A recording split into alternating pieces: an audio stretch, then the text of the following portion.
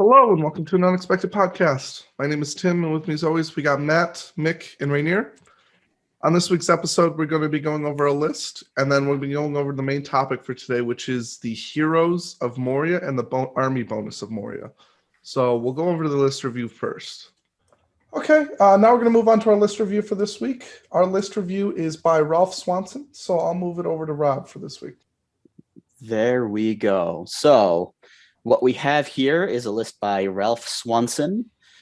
He says this one is built to adapt to Matt's or Devin's idea of sorceress blasting into combat with an Iron Heel's chariot and utilize it in a different context. It's a 700-point list. The first warband is Gwaihir, who is the leader. The second warband is Gandalf the White with Shadowfax, with 7 warriors of Minas Tirith with shield, 2 warriors of Minas Tirith with shield and spear, and 1 warrior of Minas Tirith with shield, spear, and banner. And then 5 Rangers of Gondor with spear. And then the third warband is Madril with 6 warriors with shield, 2 warriors with shield and spear, and 4 Rangers of Gondor with spear, for a total of 30 models, 9 might, and 10 bows. And he further goes on to say that the idea here is that the Gwaihir plus Galadriel combination, I think he means the Gandalf, unless I missed Galadriel in that reading. Gwaihir plus Gandalf combination gives you a flying monster with protection from magic and shooting, but if you don't get priority, Gwaihir could get charged, leaving him at 2 attacks and vulnerable to killy heroes and traps from warriors. Gandalf gives you all the same benefits as Galadriel, and Sorcerer's Blast should fix the above stated problem, since it does not knock down everyone but Gwaihir, or it does knock down everyone but Gwaihir, and only harms him 1 out of 12 times on average. If your enemy tries to overwhelm Gwaihir in combat, you can basically prevent him from ever making a strike, and if he tries to feed a single warrior, you can blast him out of combat, potentially killing him and free up Gwaihir to charge. Gandalf himself moves 12 inches on Shadowfax, so he should be able to keep up. The warriors are only filler, and there were no points for slightly higher troops or knights. So my first thought about this list is I actually have fought this combo. By the way, before. Rob, can I hire you to read legal disclaimers? That was phenomenal. Commercials. That was phenomenal. Yeah. You may, of course, hire me to read any legal disclaimers or commercials. That was Preferably precise. legal disclaimers. Disclaimer: none of this advice should actually. You really had me encapsulated in that story, you know. Well, it's really not my story. I'm just telling Ralph's story. So, and anyway, so the big thing here is it's a Minas Tirith list led by Gandalf that uses the Gandalf Gwaihir Sorcerer's Blast combo. I actually have played against this combo before. It wasn't Gandalf the White, it was Gandalf the Grey, and it wasn't Minas Tirith. It was a hodgepodge of Lake Town and Mirkwood Elves, and just a soup list. But it wasn't Gwaihir. It was just some random Kerbane flying around. But it was here Gway, and honestly, in a list like this, when you've got Gandalf and Gwaihir, what you choose to fill around them really matters a lot less, because they're the meat of the combo. Gwaihir is kind of a monster on his own, and then when you pair him with the trick with Gandalf, it becomes quite nasty. Now, one thing that I am wondering is the Iron Heel's Chariot combo works without a doubt, because the Iron Heel's Chariot cannot be knocked down. But with Gwaihir, there is some question I have based on the wording of Sorcerer's Blast, if it actually works with Gwaihir. At the time when I was playing it in the tournament, it was high stakes, so I didn't really question it. But reading the rule, I'm actually unclear if the Strength 6 of Gwaihir protects him if he's actually in combat, as opposed to just being blasted into. But that's something I'm sure we can discuss. Other than that, it's a fairly solid D7 wall with some Fight 4 Rangers behind it. Madril is great to make sure that at least the Minas Tirith parts can come on where they need to during Maelstrom missions, which is one of the most useful tricks you can have there. I think he's a great secondary hero for Gandalf. It is like a secondary threat to Gwaihir in the sense of like another fighty character, but I think the trick with the Sorcerer's Blast is meant to cover for that, as he says that if he gets trapped in a combat he doesn't like, he can try to blast Gwaihir out of trouble. The times where that becomes problematic is when the only thing to blast in combat with Gwaihir is something that's unlikely to be blasted, like another big hero that has a lot of will, it's going to resist it. But he's still fighting Gwaihir, so it's not the worst place to be in the world for the anyway, so what do you guys think? Well, all right, so let's talk through the rules interpretation thing and talk us through the different variations in how that works, and maybe if you could read the rule in your expert legal disclaimer. Well, actually, maybe slow it down from the legal disclaimer pace just a little bit so we can get through the rule and we can. I will go ahead and read the rule. The power target is one enemy model with advantage. The target is back. No, just kidding. So it says the power targets one enemy model within range. The target is blasted d6 inches directly away from the caster and knocked prone. If the target comes into contact with another model that is strength 5 or less, it will immediately stop and both models will be knocked prone. So, i.e., if a model is knocked into something that is not strength 6 or higher, it will be knocked prone, but the strength 6 or higher will not. However, then the next line says, if the target or one of the models that is knocked prone is engaged in combat, then all the models, friend and foe, in the same fight are also knocked prone. And it does not have a strength qualifier for that part. And then it says the target model suffers one strength 5 hit, and any model knocked prone suffers a strength 3. Cavalry models are treated as having rolled knocked flying on thrown rider. And then there's a further qualification of if the target with a piece of terrain like an obstacle hedge, house, or large rock, and the model is strength 6 or higher, then it will immediately stop and be knocked prone. However, the strength 6 model will not be knocked prone. So there's no question in my mind when dealing with blasting an unengaged model into a strength 6 model, or when blasting an unengaged strength 6 model, that nobody's knocked prone except for the non-strength 6 models. But when it comes to the actual combat part, it doesn't actually qualify with the same strength 6 or higher like caveat. So I wonder if that's a way to get around that and actually knock down everything in the combat. And if that's a way to, for example, try to knock down fell beasts and other things that you would want to knock over within a combat. So, I mean, it's unclear to me. I never actually checked the ruling with a judge or asked anybody who could concretely clarify it for me, but that is something that after the game I did kind of think about. And he mentions the Iron Hills Chariot, and that is, like I said, 100% a thing, but because the rules that never be knocked over. So okay, so yeah, I mean, I agree with you. That's the way the rule literally reads. Mm-hmm. I think you would probably agree with me that if this is one of those situations where if you apply the rule as it literally reads, it doesn't make no sense. Yeah, absolutely. So I'm not sure that's the way it was intended to read. And I was trying to do a quick scan through the FAQs to see if I could find this, but of course, the FAQs being what they are, you can't really do a quick scan through the FAQs. Mm-hmm. So all 800 pages of them. Yeah, exactly. So if folks listening to this can identify an FAQ that deals with this problem, let us know. I mean, if I have to say, if I was going to interpret this, I would have to say that the strength 6 model remains standing as kind of the only way that those two paragraphs of the rule can be integrated in a way that makes sense. Mm-hmm. In which case this trick would work. And in which case you don't knock the guy off of the ring wraith off of the fell beast if you sorceress blast somebody into it. However, I think the trick still works.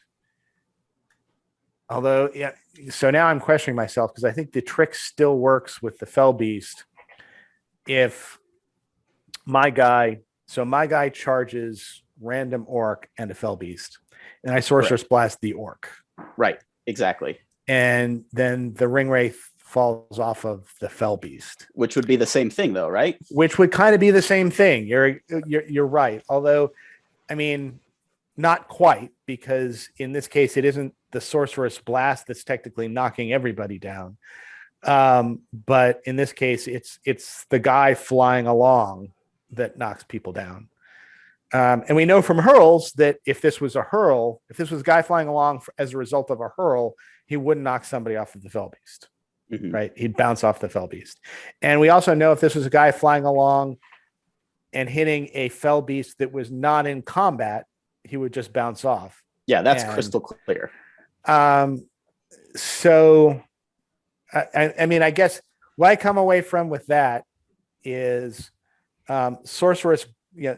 The blast effect of a sorceress blast into combat is enough to knock a ring wraith off their fell beast, but a guy flying along is not.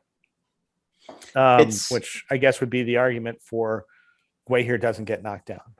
Yeah, I think you're probably right. I think to me, this actually kind of falls into the same category as Ingold, where his rule, the way it's written, would suggest that he is always trapped, which is absurd, and therefore obviously would not be the way the rule is supposed to work. And it's very much like as written, it seems to suggest to me one absurd thing, very clearly that absurd thing, versus it's not intended to be that because it makes no sense, right? Right. Although, I will say that even if you're going to interpret it, the rule as written, as opposed to the rule as we think it's intended, if Gwahir gets knocked down, Gwahir gets knocked down. And I mean, it still means that everybody around Gwahir gets a strength 3 hit, and any heroes that are fighting Gwahir get knocked off their horse. Any ring wraiths that are fighting Gwahir get knocked off their fell beast. And, that may be a perfectly good thing. It doesn't mean it's a bad tactic, even if Gwahir gets knocked down. No, I think come down on the side of Gwahir doesn't get knocked down. Yeah, I think that the only thing it really changes is if he does get knocked down, then it is a perfectly wonderful defensive trick, right? To just get the eagle out of trouble if you need to. If he doesn't get knocked down, then it becomes a really nasty offensive trick, right? Where you deliberately charge the eagle at something to knock everything down in the combat and have the eagle go to town on it, which is the way it was played against me. Very clever, very nasty, can confirm, right?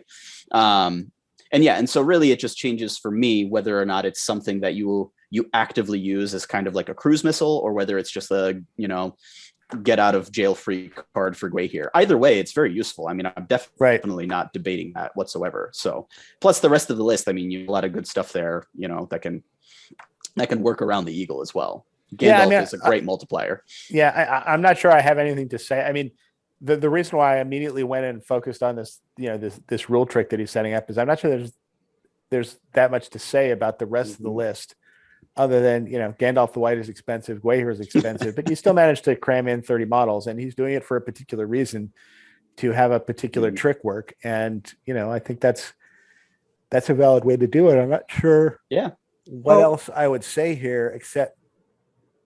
Go ahead, Tim. Yeah, so one thing I double checked. So he only included the warrior model. So he actually has 33 models. Okay. He Even better. Yeah. He left out the heroes in that. Oh no, I apologize. I'm stupid. I miscounted. That's me. He does have 30. Yes. Because Madril's not 15. I thought for some reason Madril was 15. That's my mistake. My question to you guys is, with him only having 30 total models, and I know that that's kind of the whole niche of this list, is that Gandalf and Gwahir are kind of the mainstay of this, and Madril's just there to bring troops and allow everyone to come on together. Do you like the 9 Rangers, or do you kind of want the defensive upgrade from the Warriors of Minas Tirith to be like, you have a defense 7 wall more consistently to fight and take arrows from?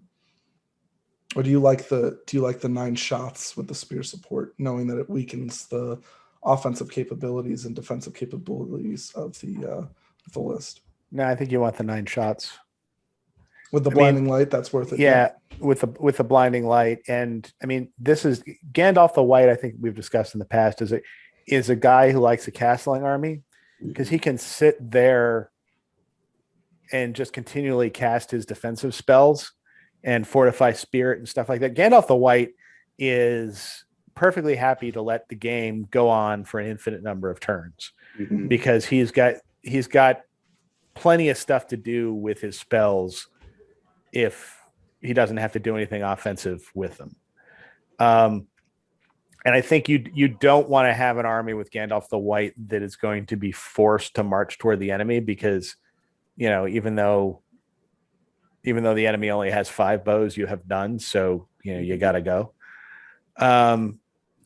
So I think this is something where you want those 9 Rangers with bows.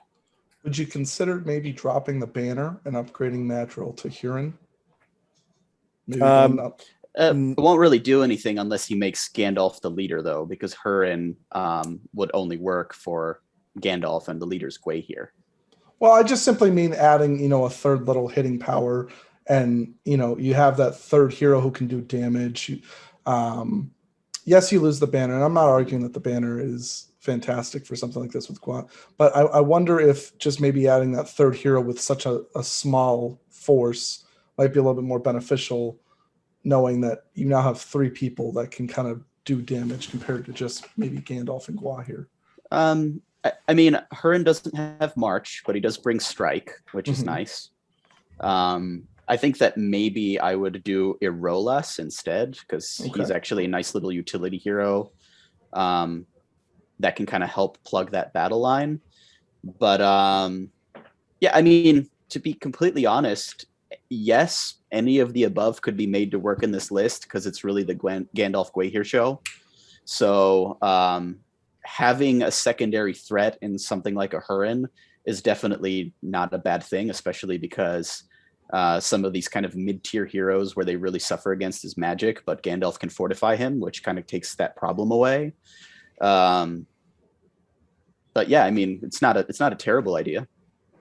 Yeah, no, I think you could do it. I mean, I also like the idea of Irolas because Irolas allows you to keep the march. Yeah. In the I'm list. a huge fan of Irolas in general. So yeah, I am too. But I mean, with that said, I'm also a big fan of Madril. And so what Madril allows you to do in this list is if you have Maelstrom of Battle, you bring on Gwei here first, and he's just going to show up wherever he shows up. And then you bring on Madril next, and between Madril's might and his +1, the odds are that you're going to bring him in near Gwei here. And then you have Gandalf the White come on, and again, the odds are he's going to be near Gwei here, because of the +1. So I mean, that's what Madril helps you with, is making sure that your army starts all together. Okay. Any last thoughts on the list? Wizards and Eagles, it's a thing. Yep. Yeah, I mean, I'm happy to see a Gandalf the White list at 700 points that I think has a trick that would work. So yeah, that actually isn't something you see a lot. So good point. Yep. Okay. Let us know, Ralph, in the comment section how you deal with it, or if you use it, and if you, I mean, we really haven't made any changes to it, so I guess try it out and let us know how you do with it. We're gonna move on to the main topic for today, though. All right, so we're going to move on to the main topic for today, which is the Moria army. So we'll go over the army bonus first. And the army bonus is friendly Moria goblin models involved in a fight where their opponent is trapped receive a bonus of +1 to their fight value. So are you guys more inclined to lose this fight value or this army bonus, or do you really want to keep it, in your guys' opinion? Who cares? I think that's like the basic of what you usually get is what Matt says, like, who cares? However, I think one of the sleepers on this army bonus is the heroes. So you have examples that will go through some fight 4 heroes, or maybe some fight 3 heroes that can get like this stacked with another rule that make them fight 5. But yeah, I'm kind of in Matt's boat. Who cares when it comes to the Warriors? I disagree. But always Mick. I love how every time we do this, it's always Mick who's against Matt. All right, Mick, make your case. Yeah, I play the middle ground, Mick, and I'm like, well, I don't know. Then I'm like, American Matt. Okay, I'm with Matt. No, Go ahead, so for most part, as you say, yeah, nobody cares. But Moria Goblins are fight 2, so in most cases, if you're fighting against fight 4 or fight 5, nobody cares. But like, if you're able to trap someone and actually go to fight 3, it's relevant against, for example, Goblin Town, Hobbits, Lake Town, if Bard isn't around, and things like that. If you then combine that with Grôblog, who we're gonna talk about later, they can actually go to fight 4, which is actually pretty reasonable. And the reason why I disagree primarily is because of Prowlers who start at fight 3 and can then be moved to fight 4 through the bonus and fight 5 through Grôblog. And there is one very cool combo of prowlers being supported by spears with drum around, where they can be fight 5, they can be getting +1 to wound, and they can be trapping. In fact, they could be getting +2 to wound because of the special rules. And you could actually potentially have like a very well established, very strong line that just cuts through things very easily. But yeah, primarily for most of it, nobody cares about this bonus, so it's not really something you really have to care about. I would say it really depends on how you want to build your army, because in certain cases you will really care. In most cases, you probably won't. So, All right. Well, I guess that's fair enough. I mean, 9 times out of 10, what's going to happen when you trap a guy is, your fight 2 will be raised to, instead of being 2 less than the fight value of the guy that you've trapped, you'll be 1 less than the guy that the fight value that you trapped, and it doesn't make a difference. But are there cases where, you get a prowler backed by a spear fighting a particular guy that's trapped and you manage to get a higher fight value? Yeah, there are going to be some cases like that. But, if you have a special thing where you want to ally Moria into some other list to get some benefit, is, the benefit from allying going to outweigh the benefit you're going to get out of this army bonus? Probably, yeah, that's true. So, seeing as how you both feel that the army can be allied in the army bonus doesn't really matter, what would be the number one, or not number one, but who would be the top armies that you guys would ally this in with? Or would you keep it, pure, but you don't really care about the army bonus? I mean, the army itself has so many cool toys in it. I don't really find it necessary to ally. I would say Spider Queen is a very good thing to ally. But whenever I play Moria, I'm just like, which one of these cool things I want to take, and eventually I take so many of them. There's no space for allies. Yeah, I think that's right. Spider Queen and spiders would be at the top of my list as well. But this list allies with, I think, just about everybody as a yellow ally. And there are a lot of fun synergies you can do. There's always as we'll talk about later, there's some synergies when you ally Shelob to this list. There's some synergies when you ally the Spider Queen to this list. There's some synergies when you ally in like Goblin Town to this list. So there's fun stuff you can do. Although I do not disagree with Mick in saying that there's plenty of ways you can do a pure list in this and still have a fun and competitive list, because it does come with a lot of toys. Mm-hmm. Now, it's a good point bringing up the ally matrix, because they're only red allies with Barad-dûr and I believe Sharky's rogues. Damn it! All right. Really wanted there to goes that idea. With Sharky's works. There goes my whole Balrog with Sharky's. Yeah. Balrog's rogues. Balrog's rogues. You theme it. You have all the whips on Sharkies. Everybody has whips, and they're all like flaming. Balrog. They just use the Balrog as like a lighter. They just they use their whips as like lighters. Tell your opponent if they're wounded, they're set ablaze. They're set ablaze. You could potentially ally just the Balrog to all the rogues, because then the only way for you to break is if they either kill the Balrog or if they break the other list. So it's not really a disadvantage in a sense. Yeah, it's the Balrog and 60 Sharky's rogues. Yeah. Well, so I think it's interesting though, because I know we'll get into the main profile in a second, but like most people would want to add the Balrog into a lot of lists, because I don't know about you guys personally, but he's one of the most iconic movie parts of the trilogy. When you see him come out for the first time, coming out onto Khazad-dûm Bridge, like it's just one of the coolest scenes in the whole trilogy that at least I've seen personally. But I think with allying him, the one thing that people talk about sometimes is doing Goblin Town with him. Are you guys pro Goblin Town, or kind of, well, wouldn't you rather play Goblin Town or more? Or are you guys thinking, well, you could add the Goblin King with something like the Balrog, and maybe that makes it really good? How you guys I feel have about seen that? interesting combos with like the Balrog, the Goblin King, and the Spider Queen, which gives you kind of like movement, some cool ambush skills, mega monsters, and a whole bunch of things like that. I like it. I'm a sucker, and I've talked about in the show. I'm a sucker for theme though, and I don't really see the theme in that. I know that like there's skill in finding Well, those they're both little from Moria, it's just keys. different timelines, though, technically. So That is true. you That can make is the true. argument of like it's like you had the armored goblins from or I'm sorry, the unarmored goblins from the Hobbit era, and then they're like, oh well, we should probably wear armor next time, and then just kind of Yeah, transformed into. because they are both Misty Mountains goblins. I have seen cool like what is it? Cool conversions too, where someone plays Goblin Town and they put like Moria armor on the Goblin King and other things, which is cool. But yeah, I don't. That's how I would play it. I think I mean, we're going to go through this list and we're going to find so much that Moria has that like they don't need to borrow from other factions. But I would just say like the Spider Queen is just the Spider Queen.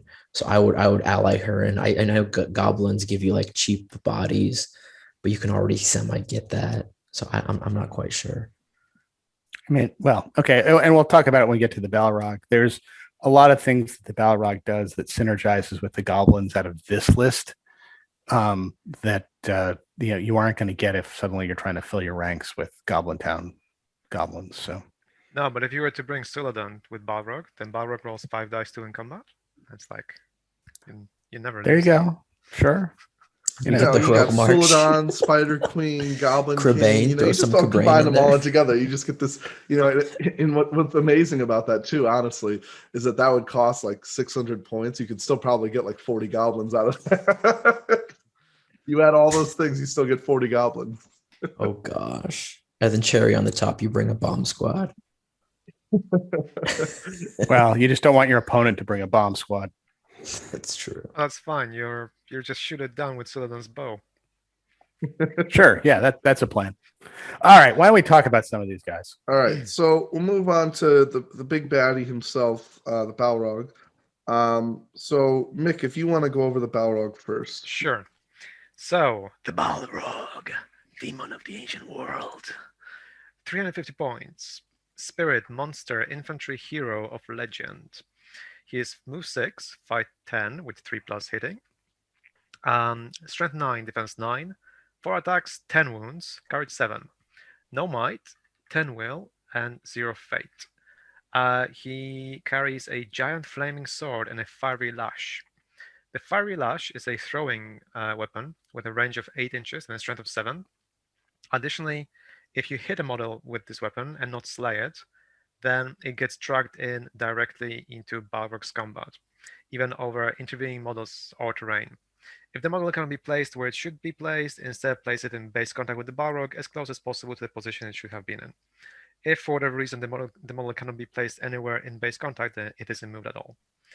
Then his special rules are Ancient Evil, which is the -1 courage to enemies within 18. Fearless, so he passes his courage tests. Resistant to magic, so he gets an extra die roll to resist. And Terror, so he causes terror. Additional rules are Goblin Mastery. Friendly Moria Goblin models within 12 inches of him always pass courage tests. Flame of Udun. The Balrog is never considered to be unarmed, and any model that suffers a wound from the Balrog strikes, even if it is subsequently saved by fate and not slain, must roll a d6. On a roll of a 6, the model suffers the Set Ablaze special rule.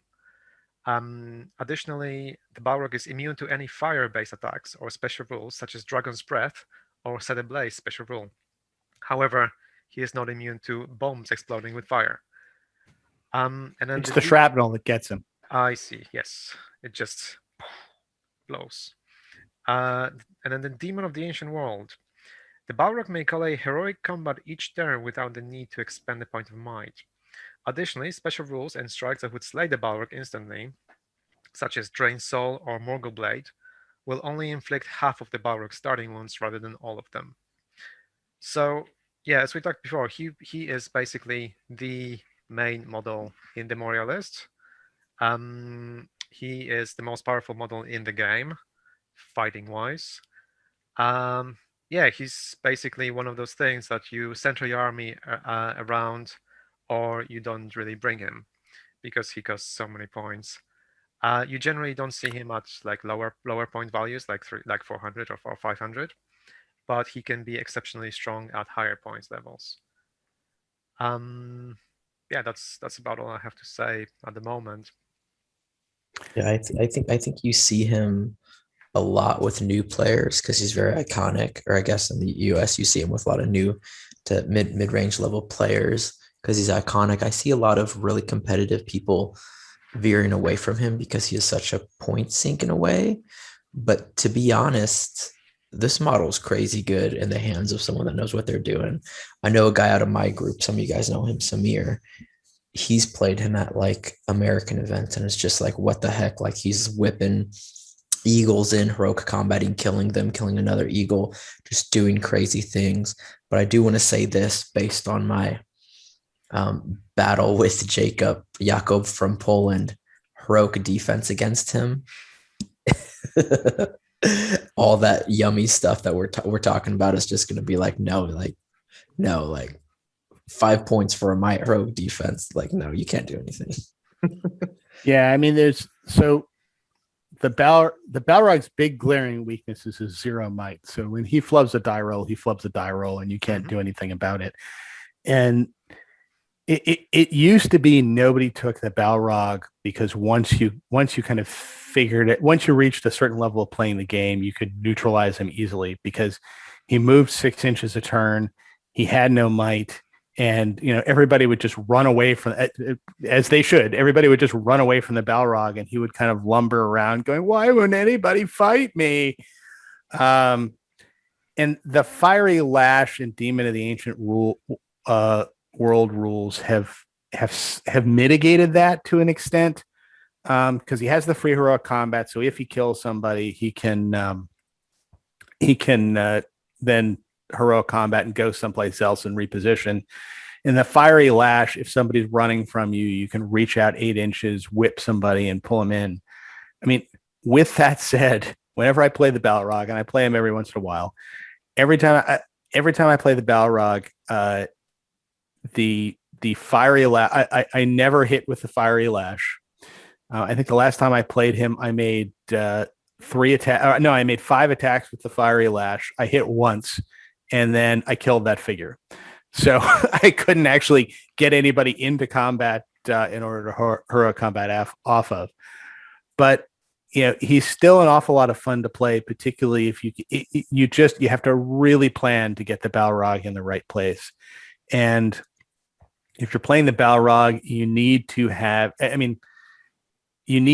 his friends around him. So you need them for a couple things. You need his little goblin captain might batteries near him to call the heroic moves when you're going to call her when he needs to move first to try and get in.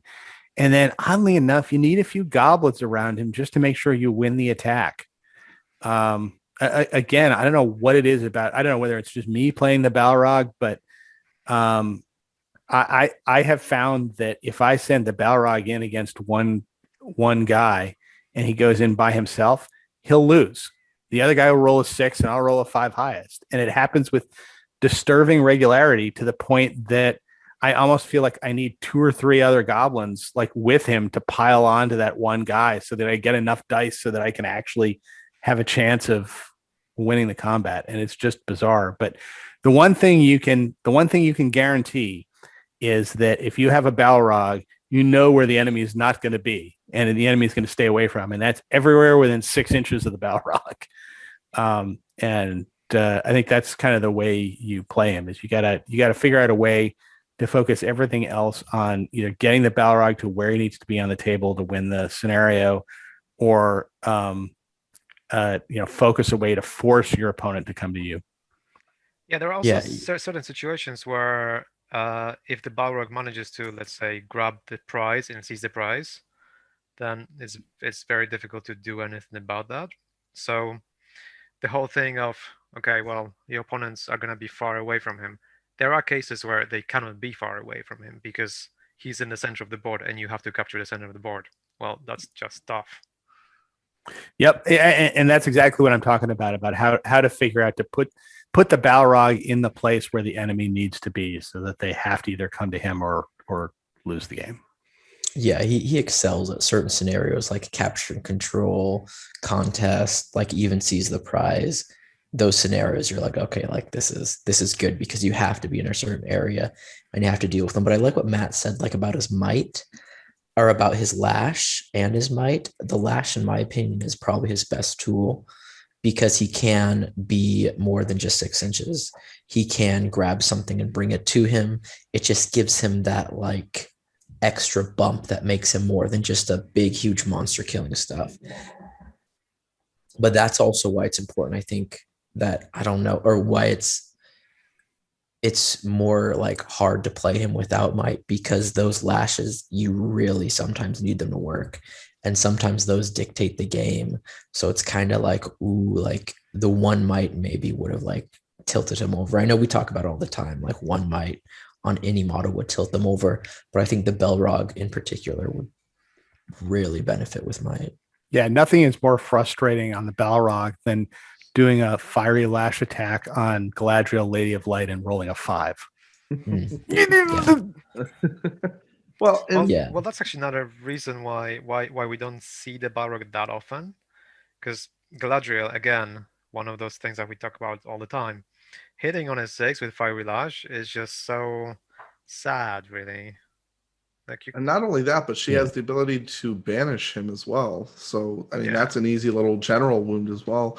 I believe correct me if I'm wrong, I believe they've clarified this in an FAQ. It is the Balrog, so you can only take one. Yes, okay. So if anybody was thinking that there were multiple Balrogs, maybe you can only take one Balrog.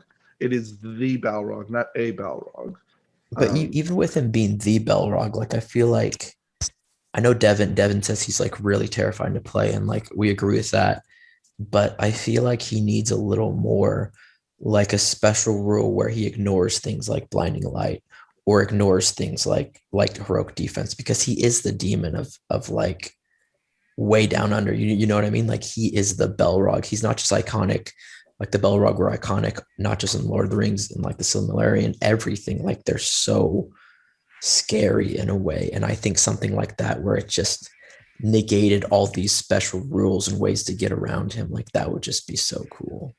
Now, I think we can't, and I'm only going to say it for the Balrog, obviously.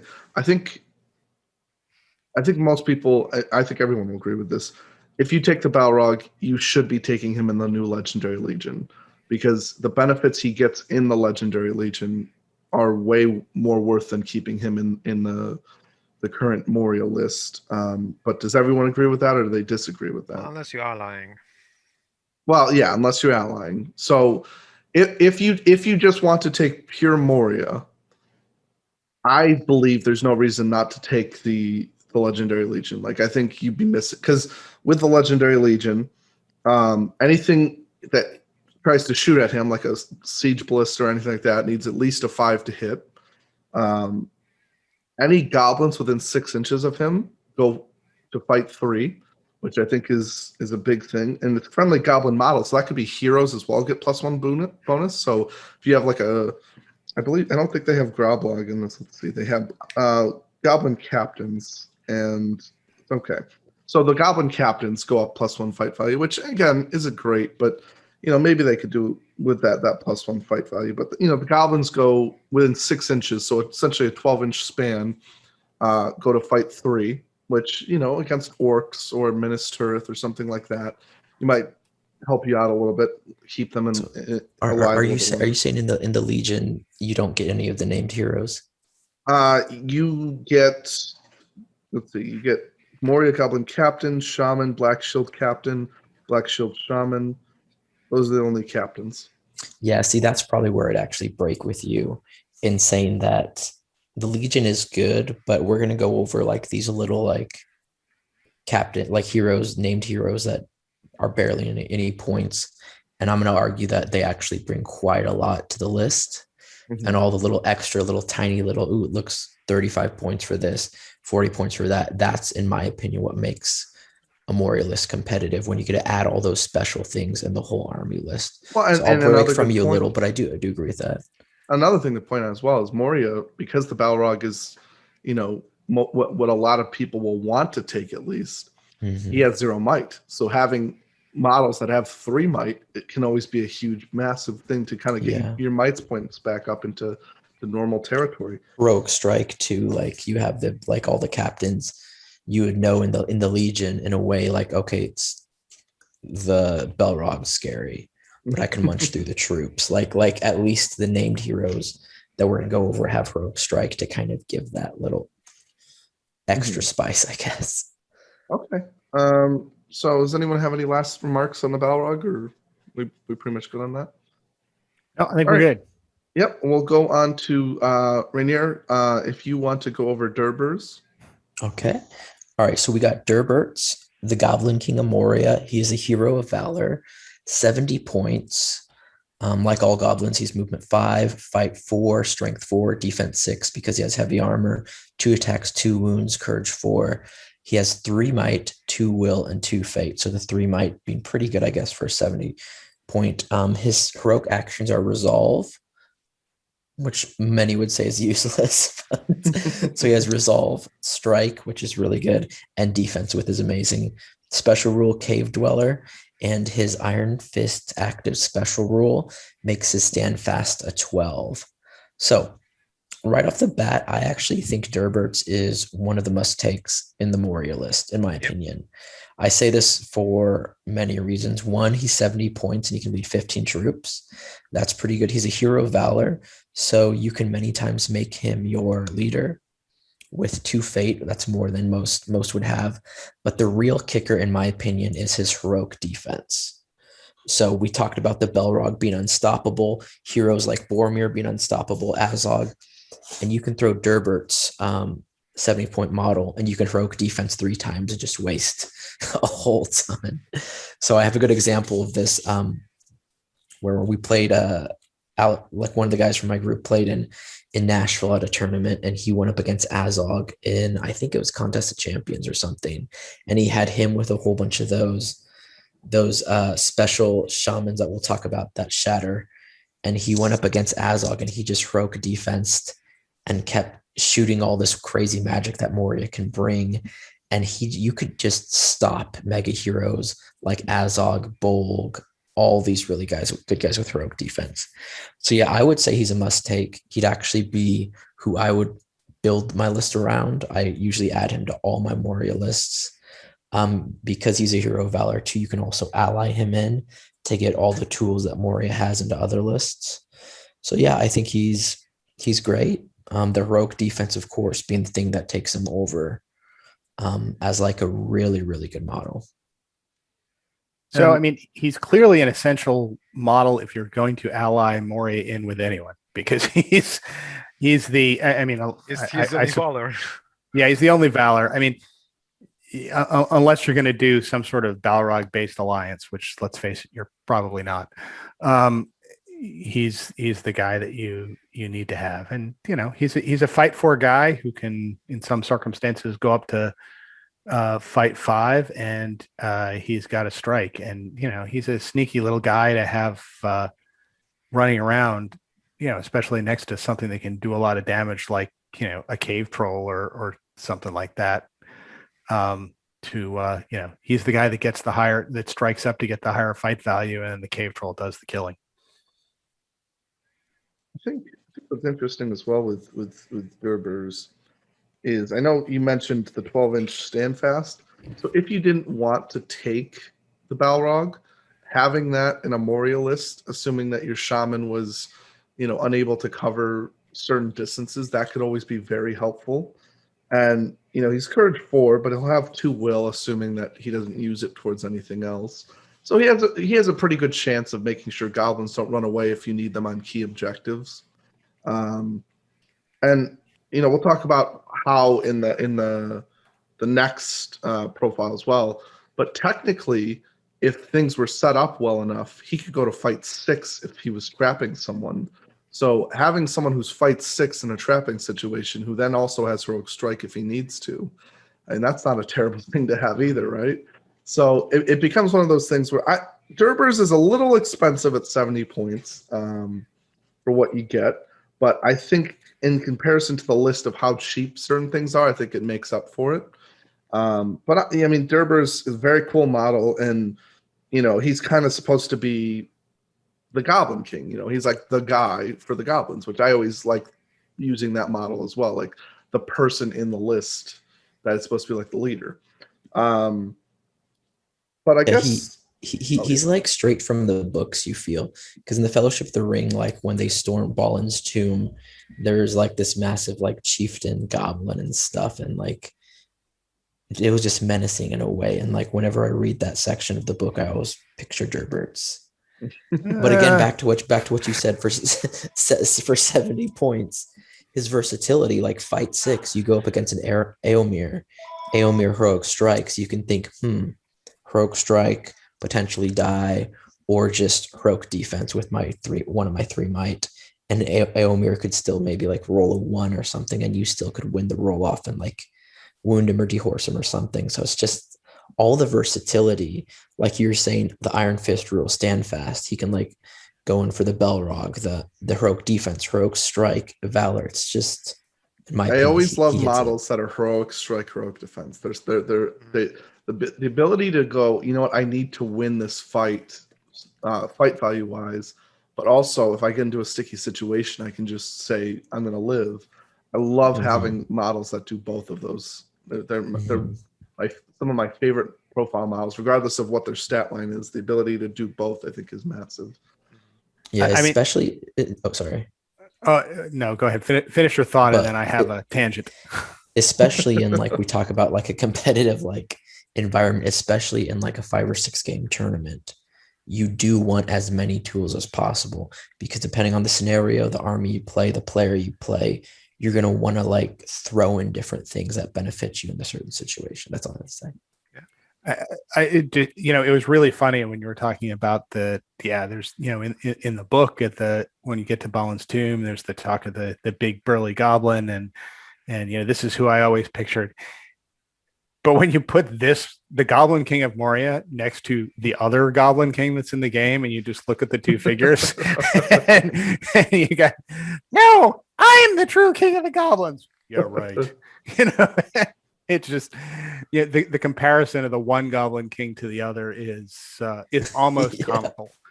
It is. Well, I mean, to be fair, if you look at Durbûrz, he's got some muscles on him. If you look at the profile really closely, I mean, he's small in comparison to the Goblin King, of course.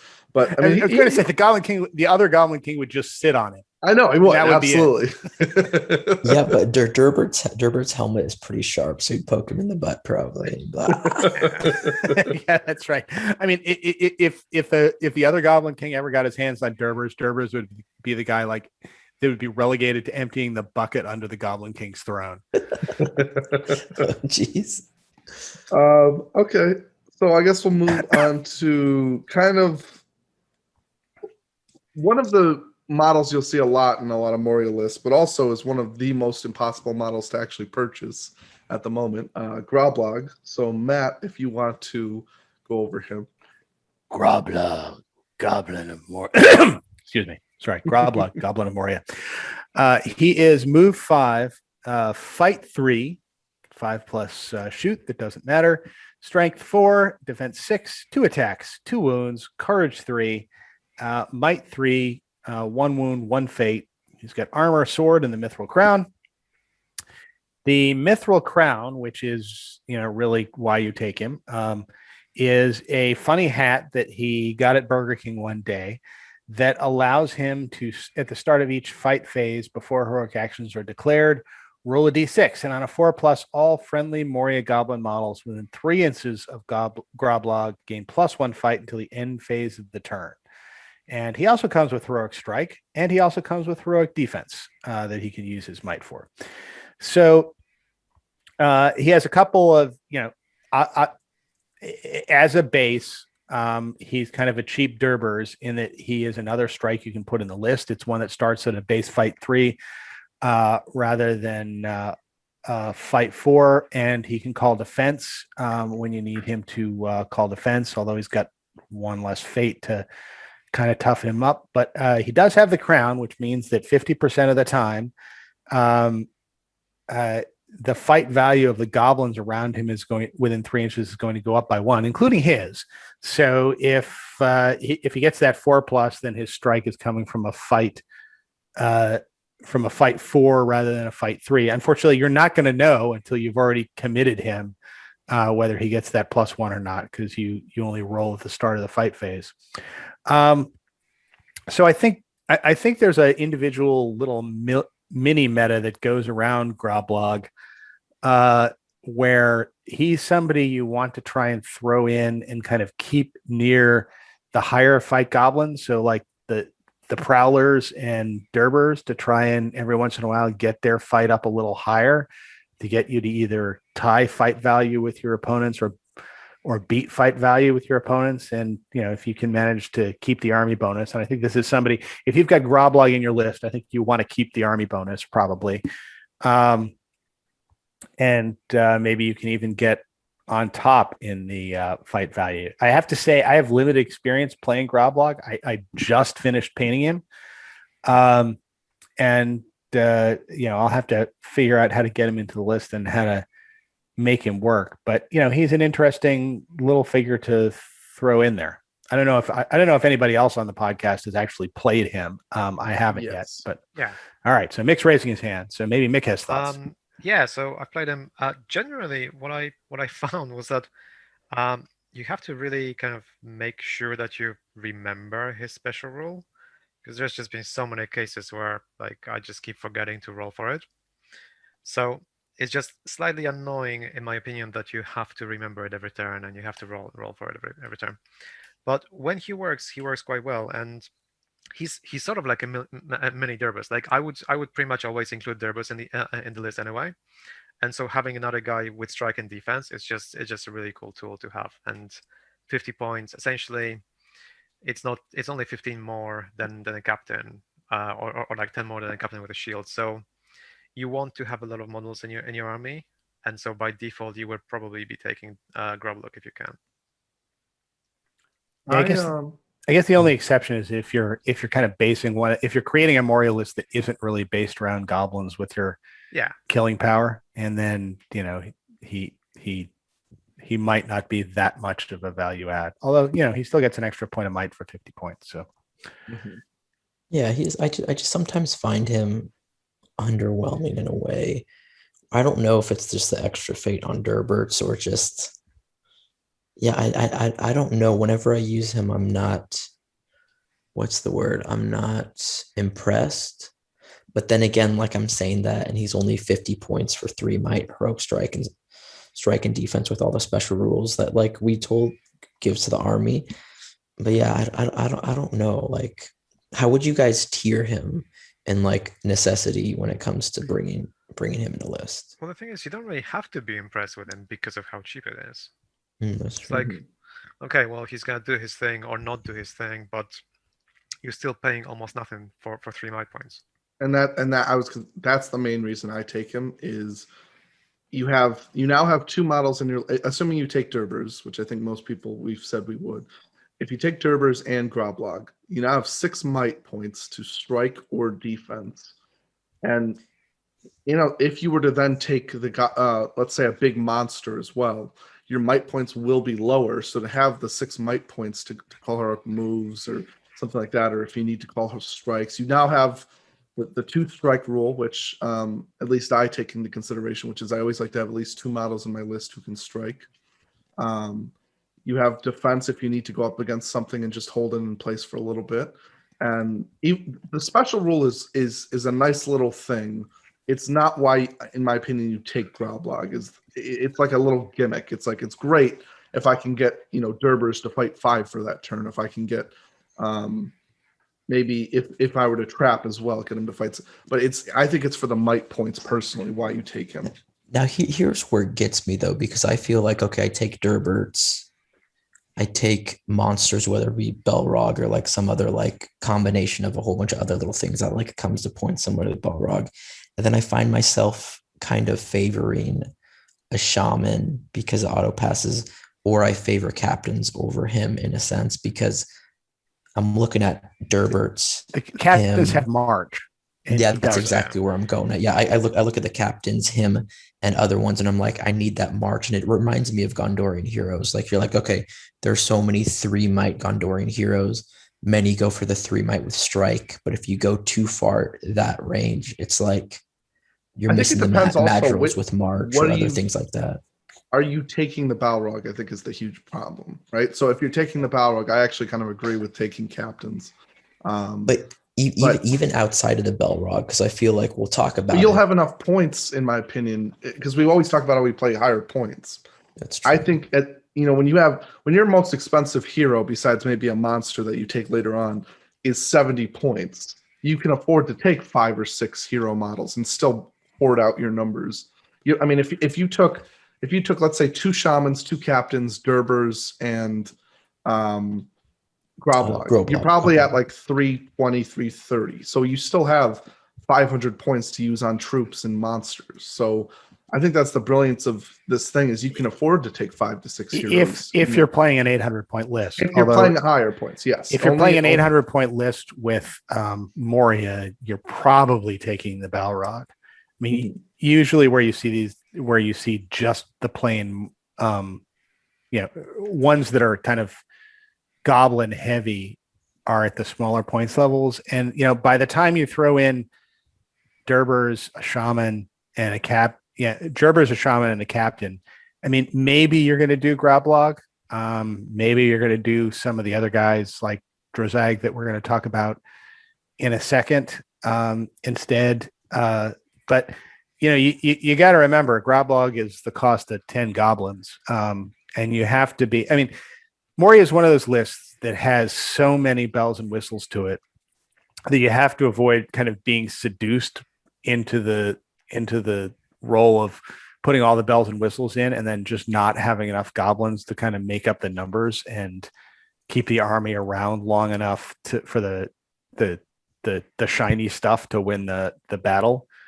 So, yeah. I mean, I'm not dissing on Grôblog. I mean, I think at 50 points, he's definitely a reasonably cost way to bring what he brings. But I don't think he's going to show up in every list I'm going to create. Yeah, well, and that's kind of like what I feel about it. It's like he is amazing for what he brings, but like I do find myself in a list like I would rather have 10 more goblins, or I would rather have Druzhag bring a couple more things that he can enrage and go crazy, because they actually like have more of like a 10 to 12 inch range and can do like major damage to battle lines and heroes. So that's where I'm finding, and we're going to go over the whole list and stuff. It has so much bells and whistles that I find myself wanting something over him.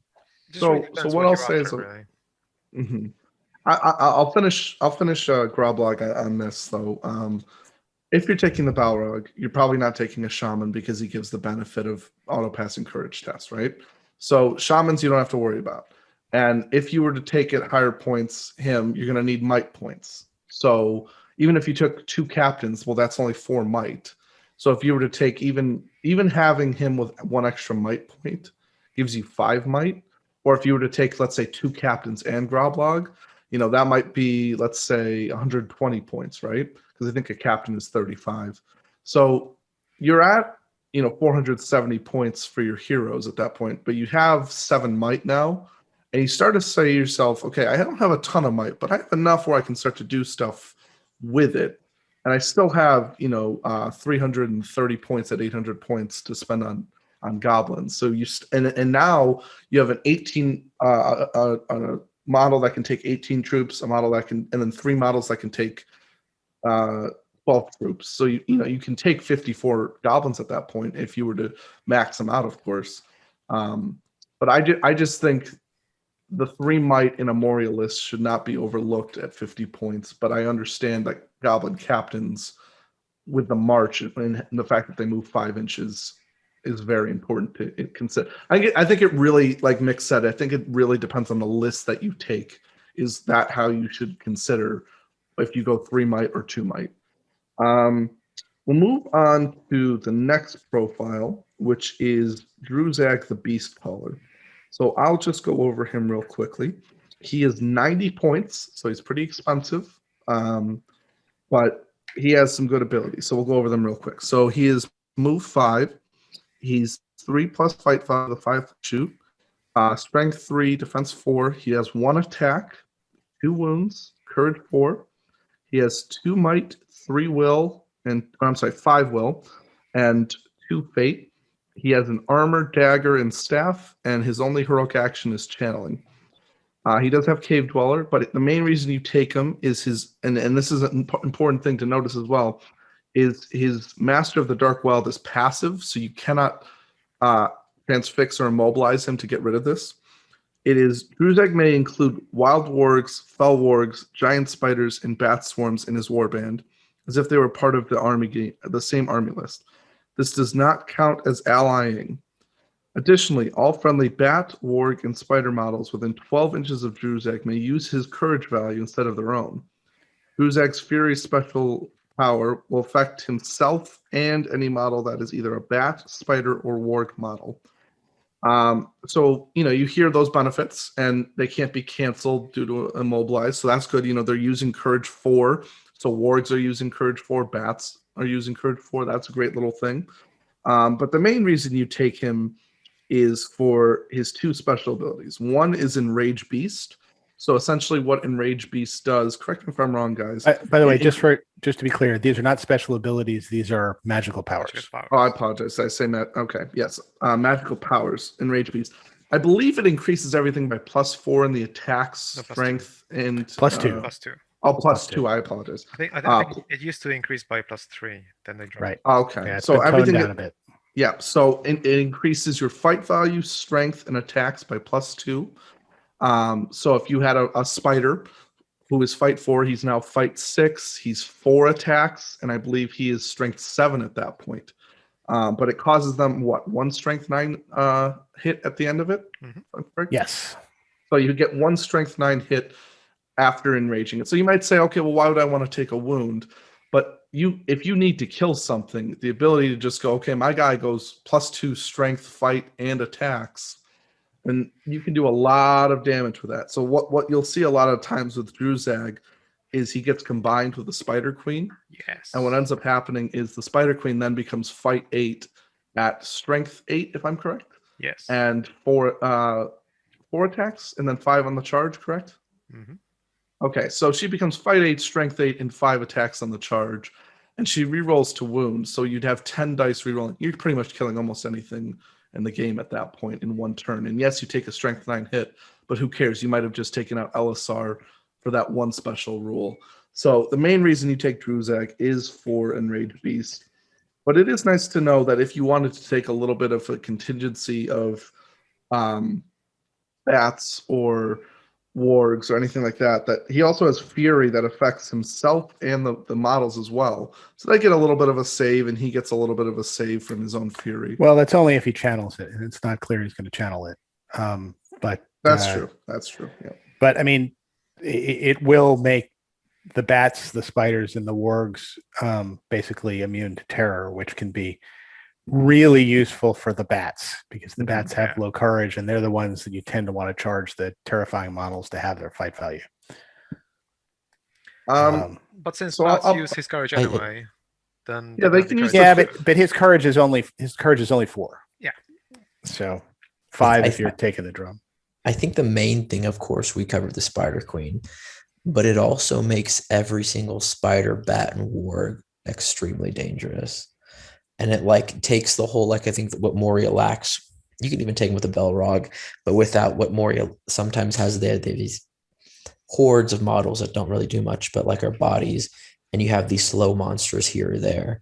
He basically takes all your fast moving models that can fly, go over terrain, through terrain really fast, and he makes them extremely dangerous. So I like what he does because he extends the danger killing zone of this list, and he throws your opponent off guard because you can literally just throw in two bat swarms, a couple wargs, throw in a couple spiders, and it makes your army that much scarier. And if you see someone that plays it, I played someone at Articon that had this at I think the second to last round, and it was terrifying what you can do with it.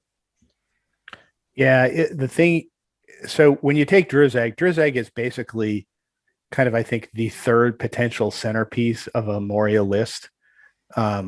You've got a Balrog centered list, you've got kind of a Durbûrz centered list, and then another way you do it is a Druzhag centered list, and that becomes the way you kill is Druzhag and all of his furry and flappy friends that he brings with him. You just have to remember, if you're doing that you have to be conscious of the fact that he is the centerpiece of your list, and if you bring that type of list and Druzhag dies, you're out of it, because then what you have is a bunch of kind of underpowered, large-based animals that will die, and your killing power goes down with him. So you have to make sure, if you're taking Druzhag and you're centering your list around Druzhag, and you probably will, considering he costs 90 points. He ain't cheap in this list. Is that you must protect him at all costs, because once he goes down, literally the wings come off of the list. One other thing, I guess, just to mention is Druzhag is also fun to ally in with. Druzhag is also, by the way, somebody that you tend to ally in with to get other spiders, like the Spider Queen, or also Shelob, because the advantage of Shelob over the Spider Queen is she's got more wounds, and the downside of the Enraged Beast is that Strength 9 hit a turn. So you can kill your own Spider Queen if you cast it on her enough, or she takes damage some other way. And Shelob has more wounds, so can stick around through more castings of that spell. Especially since, especially if you can also get Fury up. So she really does, at that point, she doesn't care whether she's taking wounds or not, because she doesn't have to make that courage test at the end of the turn, because she'll just pass it because she's subject to Fury. I think one also thing that makes him good is 2 might is actually pretty good for a caster of his caliber and of his kind of points value. I mean, even Kurdan has 1. Other casters have I like the 2 might, because it kind of gives you're going to protect him, like exactly what Matt's saying. Like, if you build him in a list, you're going to want to protect him and build everything around him. He's so important. But he's also kind of works as like a might battery, like late in the game, or heroic moves and stuff like that, which I like. So just like a shout out to his 2 might, that's pretty good. Yeah, although a lot of times what you're going to reserve those 2 mights for when you roll a 2 on a casting roll. Yeah, it's for the casting.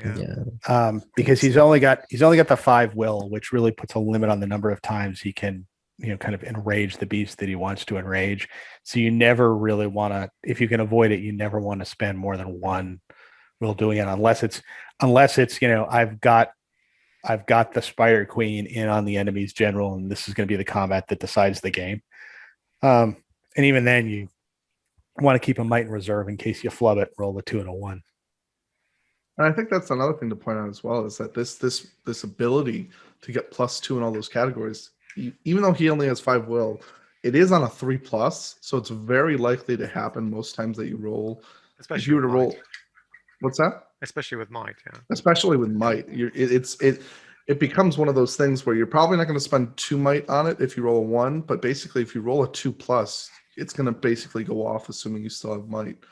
And it's just if anybody, I mean, most people, I think everybody on this podcast has gone up against it at least once. And it is not fun to go up against, because you just, even though it's for 1 turn, that 1 turn could destroy you very easily. So, I mean, we talk about the heroes, obviously. We talk about Spider Queen, we talk about Shelob, but even on a basic spider with Venom back, and I think they got rid of that rule, didn't they, where you could upgrade the spiders. That comes with Ashrâk. Oh, okay. Wrong person. Sorry. Apologize about that. The ability to reroll 1s even, but for a basic spider to go up to fight 6 with 4 attacks, rerolling 1s at strength 7, that is still very terrifying to go up against, especially if you get trapped. Or even a bat swarm. A bat swarm that's been enraged is actually a real threat to a hero. That's extremely terrifying. Like, I had a enraged bat swarm thrown on my Soladan, and I was like, shoot, like, this is really terrifying. Because it's like I'm outfought. Yeah, exactly. That's I mean, that's the great thing about him is it doesn't matter what thing he picks. More than likely, it's going to be terrifying to go up against. Yeah, and the things he picks usually have 12 inches on them. Yeah. And can fly or go through terrain. And that's just like, it like really, really messes with your opponent because they just have no idea. And he gives you so many options on things to do. Now I'm wondering about arranging a war bet. That sounds fun. It's a lot of fun, Matt. All right, so we'll move into the next profile. So, Mick, if you want to go over Ashrâk. So Ashrâk is also one of those models who are very difficult to get these days. In fact, I've been trying to get him for a while, and I haven't been able to. Yeah. On that subject, there was just an Ashrâk that was up on eBay last week. A new inbox Ashrâk. It won't be there next week. Well, no, by the time this episode all right. comes out. So, all right, everybody, take a guess as to how much that Ashrâk ended up going for. 150. 140. Higher. 140. Higher than 140? Yes. Oh my. Next guess. 200. 141. 200. Went for 200. $200. I think I need to Wow. talk to Rob Alderman because this is Ashrâk Yeah. at 200. Yeah. If anybody from Games Workshop actually listens to this podcast, and I'm sure that they don't, but you guys are leaving money on the table. You need to, Ashrâk needs to come out in the next made to order or whatever. Yeah, they got it. Anything that's not out there, because even remember Kurdan, Halbarad, I think the metal one with the banner was going for like $200-300. Yeah. Like they anything that's not their Games Workshop, just eBay it. Look how much it's going for. I mean, correct me if I'm wrong. And I don't so- know. Grôblog hasn't come into stock yet, has he? Because Grôblog was going for like $300 at one point. Like Grôblog Was was he? going for a Shoot. ton. He was I don't know. so hard to find. I just painted up a Grôblog that I had, kind of sitting around for a while, and I don't recall paying an astronomical amount of money for him. Yeah, but that's probably because you got him when he came out and then you forgot about him. No, I don't think I did. I think I found him on eBay. Well, but I mean, it could have when been I- a while back. Yeah, I was gonna say, I think when I remember this, it was before the pandemic. I think it was like a year and a half, 2 years ago. But I remember there was a period of time where everybody was looking for Grôblog. Mhm. And I remember going on eBay and like the average Grôblog was like $350 buy it now. And it was just unbelievable. Was that back? All right. So just history of Grôblog. Grôblog's funny hat used to, I think, I did something with Fury. Did it like it basically turned every It made it a Fury 5+. It made it into 5+, yeah. channeled? Yeah. Yeah. And so there was a time when Grôblog was definitely a must take in the It was Moria list. necessary, yeah. And I'm wondering if that was the time when, That might have been. So I think expensive. you're correct. Yeah. I think you're correct is what it, and he was just out of production and everybody wanted that model. So I just remember Yeah. I was fortunate enough to get one before it hit that prices, but boy, it was up there. Yeah, I It think I was- bought mine after the new edition came out, and everybody was like, "Oh, geez, I've got this $300 model that's kind of. I wonder how much I can get for it." Okay, so So Ashrâk. yeah, track, yes. He is a goblin for 55 points. He comes from Moria, infantry hero of fortitude. Moves 5, just like all the other goblins. Fight 2, shooting value 5+. Strength 3, defense 4, 1 attack, 2 wounds, courage 4, 1 might, 4 will, and 1 fate.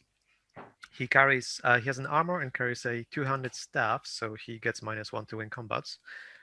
His heroic actions are, is heroic channeling.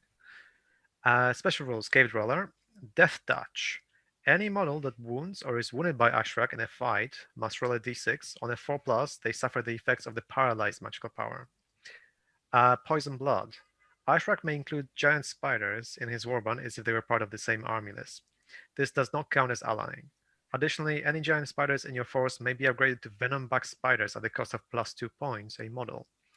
Venom-Bug spiders gain the Venom special rule. Spiderkin. Only spider models may benefit from his Stand Fast or heroic actions. Additionally, Ashrâk may only target spider models with his Shroud of Shadows magical power. And his magical powers are Fury, which only affects spiders on 3+.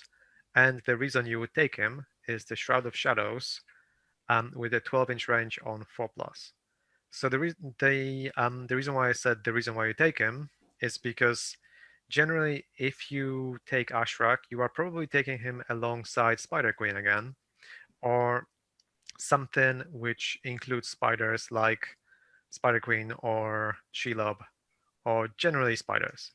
So especially Shroud of Shadows is the main thing to talk about here, because the spell itself targets a friendly model within range.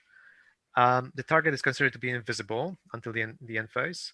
They cannot be targeted by enemy models' magical powers, special rules, or shooting attacks. They do not count as in the way. They have no control zone while invisible, and enemy models may even move through them. An enemy model may not end its movement on the space the target is taking up.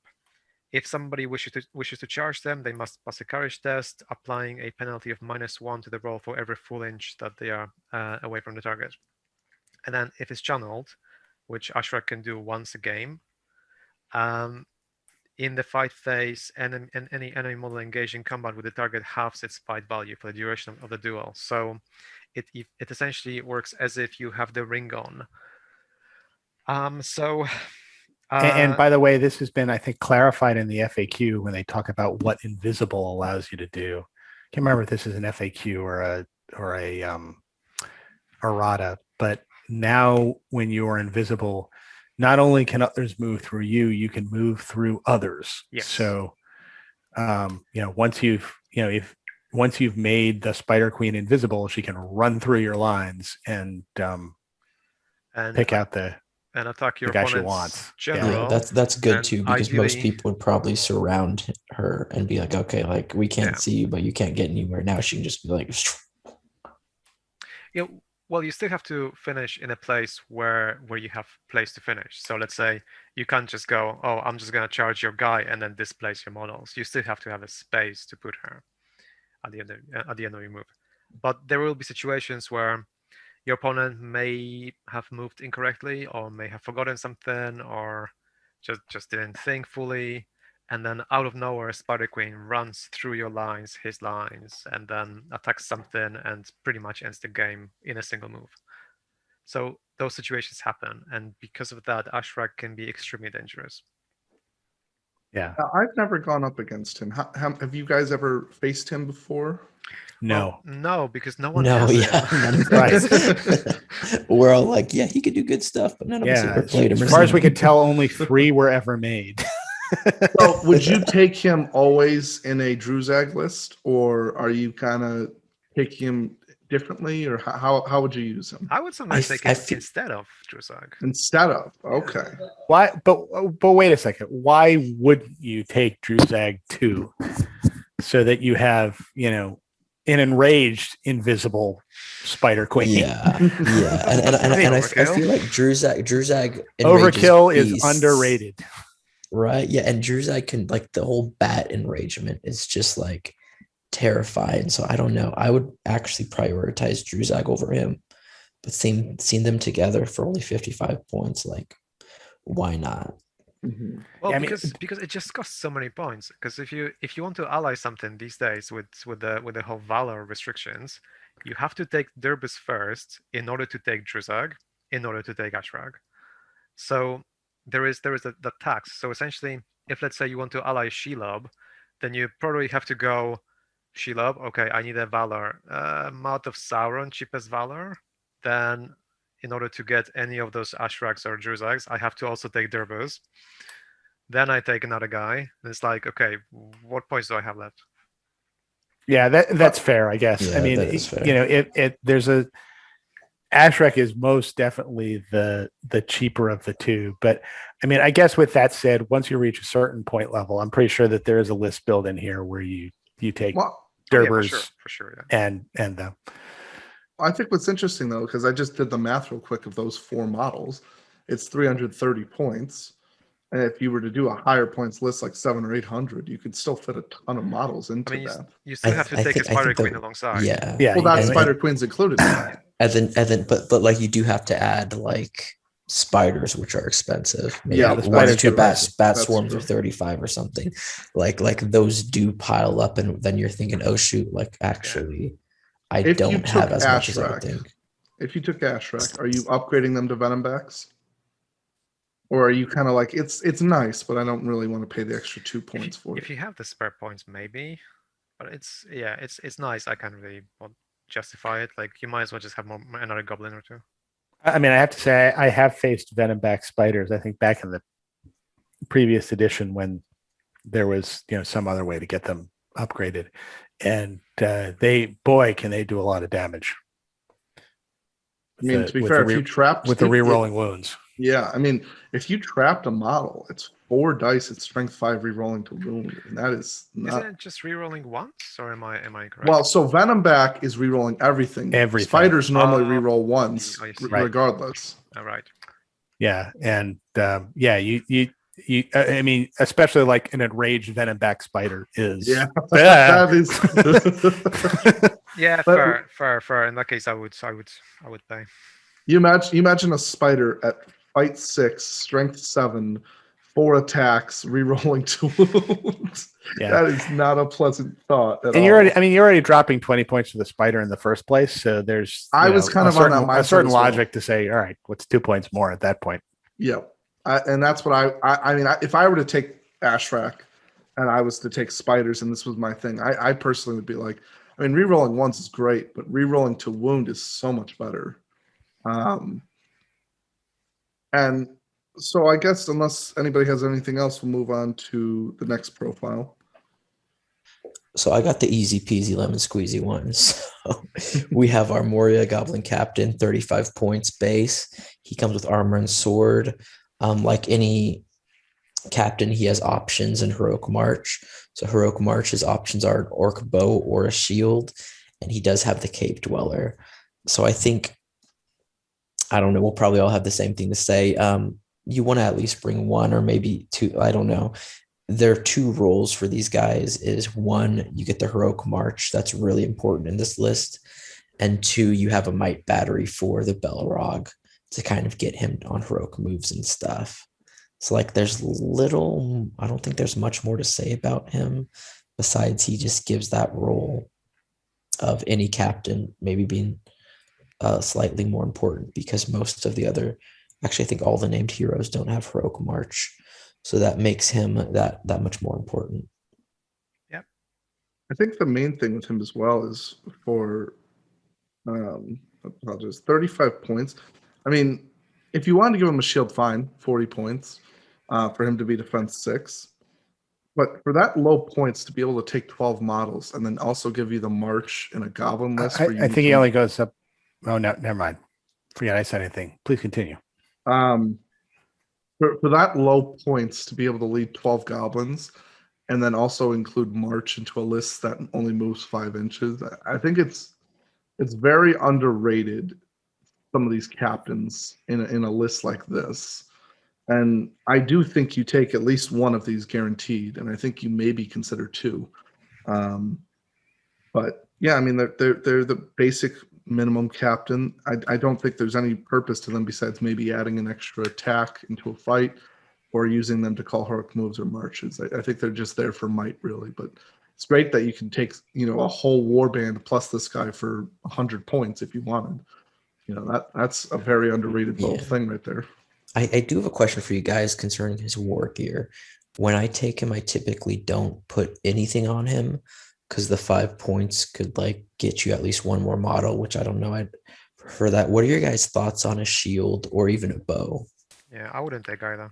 I wouldn't take a bow, and I'd be hesitant to take a shield unless I had enough models where I felt like I could add the shield.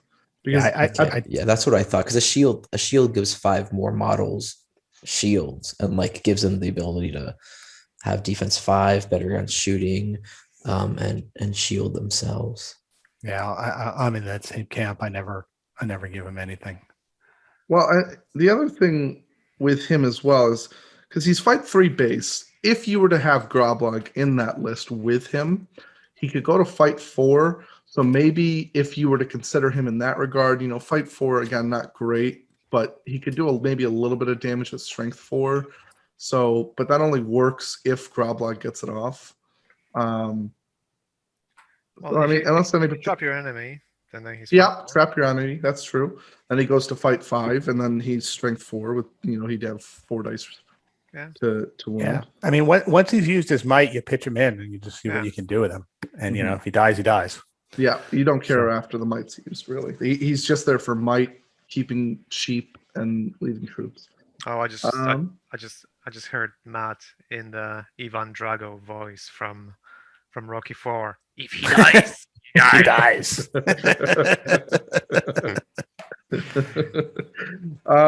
Okay, Matt, if you want to go over the Moria Goblin Shaman.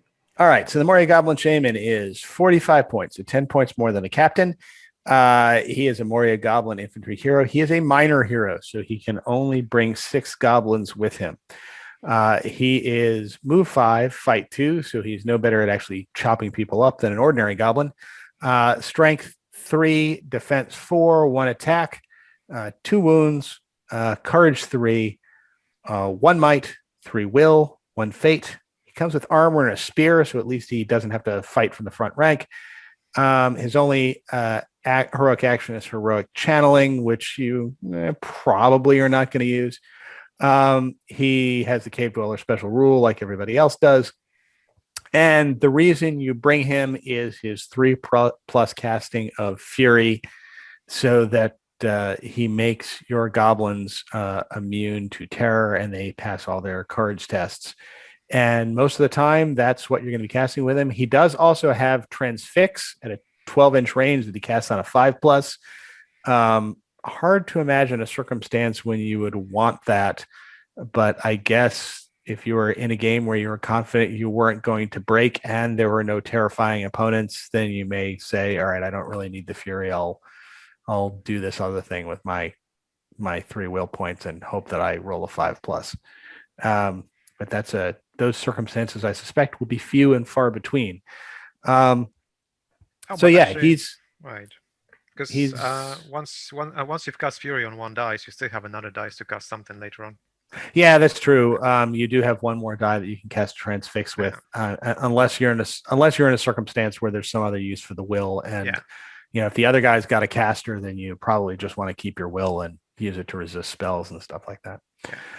Yeah. He's your Fury addition to the rule. And if you have a list that is based around Moria goblins and you don't have something else like a Balrog there to make them fearless, then this guy's a must in the list. So if you've got a Durbûrz centered army list, then you're going to take one of these guys, because the last thing you want is, all of the goblins in your swarm to be carrying it, 5 inches away from your opponent and not being able to charge. So one thing I always debate over this, assuming you're not taking the Balrog, of course, and let's say at higher points, which most people play, are you taking 1 or 2 of these guys? Because the Moria goblins are going to have usually about, let's say, 45+ goblins. So it'll be a long line. Are you taking 1 or 2? I think nowadays you're generally taking 1. And I think the reason for that is once you get up to a high enough points level that you can justify taking 2, you've probably got the Balrog, which makes taking a shaman irrelevant. Makes sense. But I mean, there are, I think, some list builds where you would want to take more than 1 of these. But I think those are probably not the types of list builds you're going to see most often. Yeah, I agree.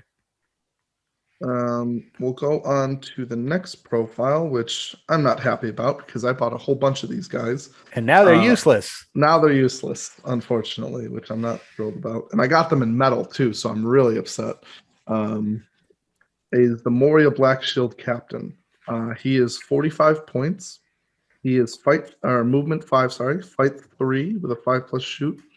Strength 4, defense 6, 2 attacks, 2 wounds, courage 4, 2 might, 1 will, 1 fate.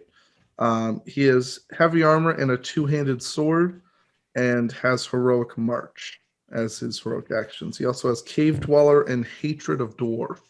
So for anyone who doesn't know what hatred does, basically it gives +1 to wound if you face that specific thing. So if you were to go up against dwarves and he were to fight, he gets +1 to wound against them. The problem with this guy now is that he has a two-handed sword, so he has to go two-handed when he fights. So he always gets -1 to win the fight. And I mean, if he was a general, if he didn't have the two-handed sword, you would consider taking him as a captain, because at this point he's now defense 6. I mean, he's courage 4. He's still not better than a goblin captain, even if he didn't have the two sword. But you consider him at least because he's more of a fighting guy at that point. Because at least he gets hatred of dwarf. But they are not good in the new edition, not by any means. Yeah, can we, Tim, maybe just do a splice here, and you could put in my oft-repeated rant against two-handed weapons, and we could close the splice. Because I mean, I'm really getting tired of saying it again and again. But oh, for God's sake, why hasn't the two-handed weapon rule been fixed? Everybody knows it's broken, and we've known it's broken for, geez, it's coming on 2 decades now. Yeah, it's like pay extra points for something that's gonna not like penalize you. Like, yep. Why? Pay extra points for something you're never gonna use unless you're burly. Yep.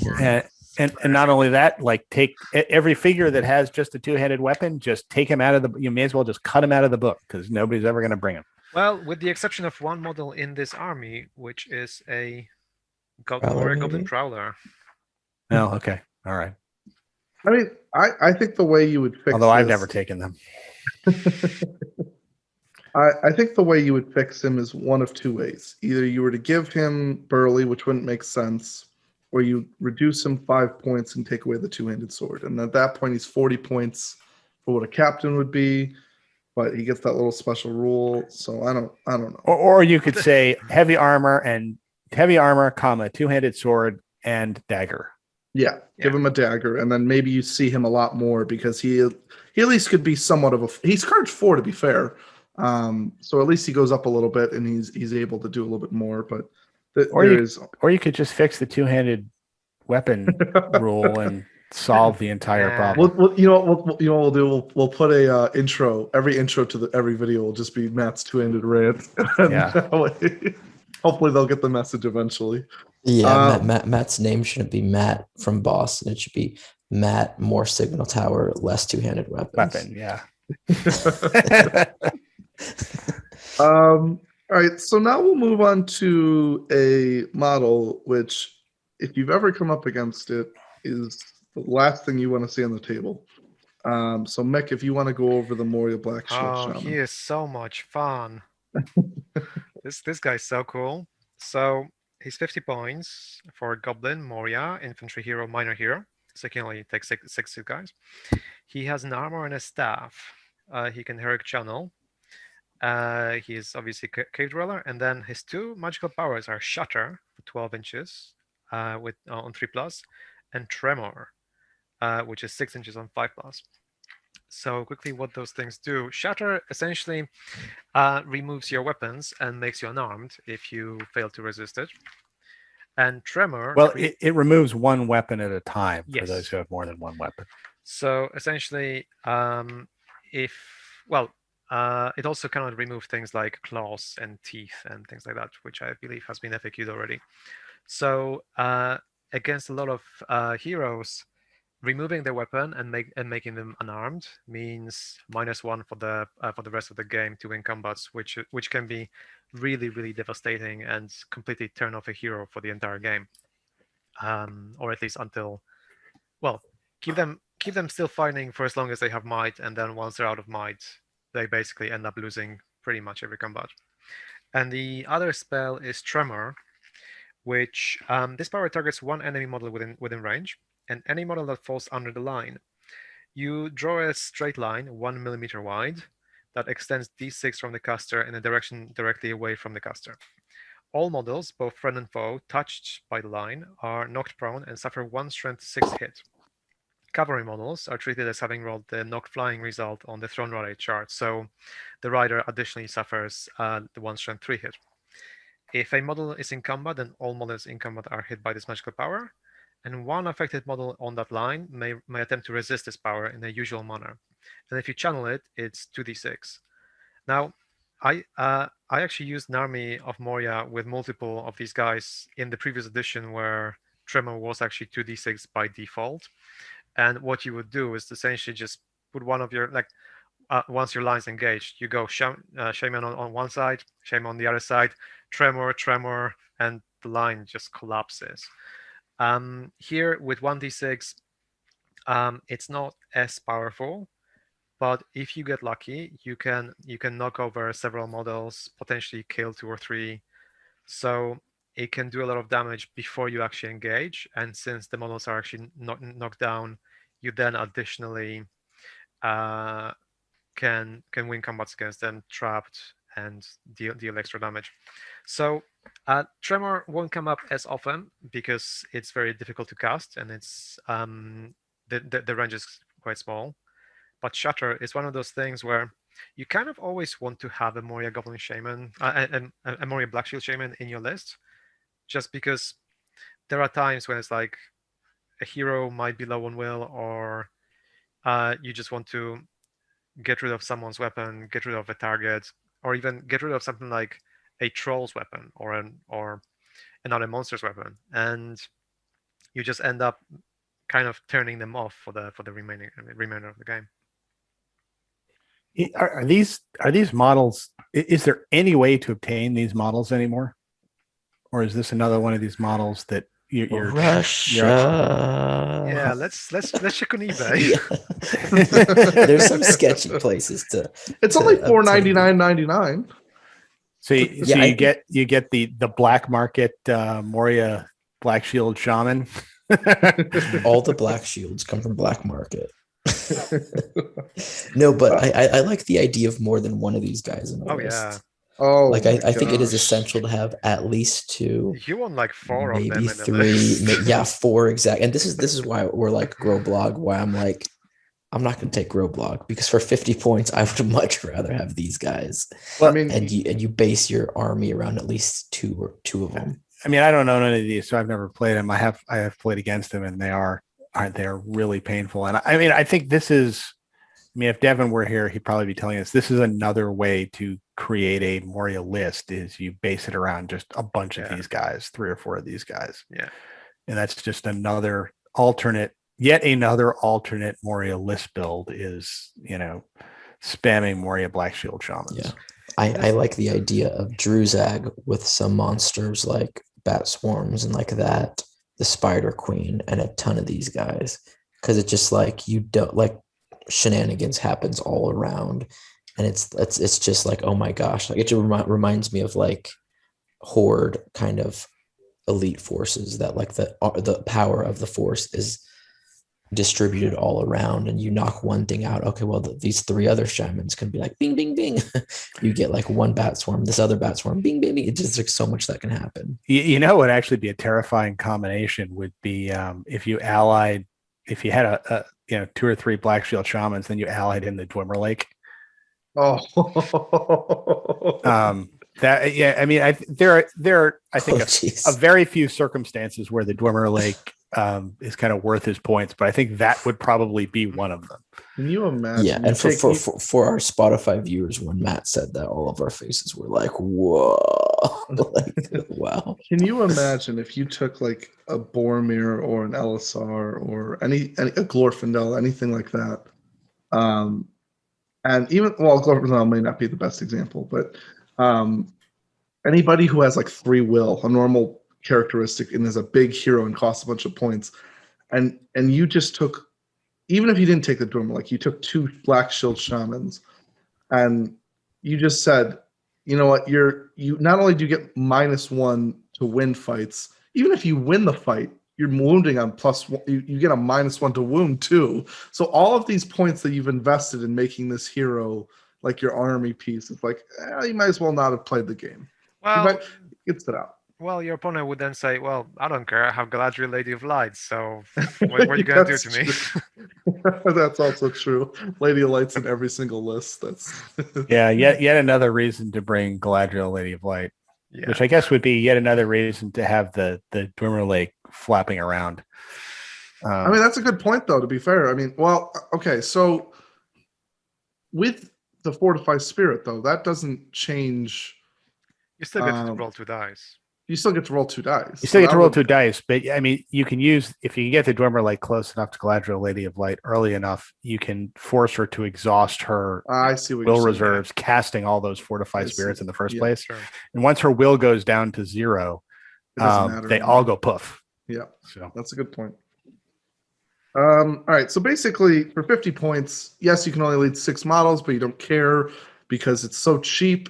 And to basically take out a hero in the game, I actually kind of agree with Mick. I'd probably consider taking anywhere from like 2 to 4 of these in a list, just because, I mean, it might 3 or 4 might be overkill by all means, but if you could take out every single hero's weapon in the game that you're going against, it doesn't really matter that 200 points now, does it?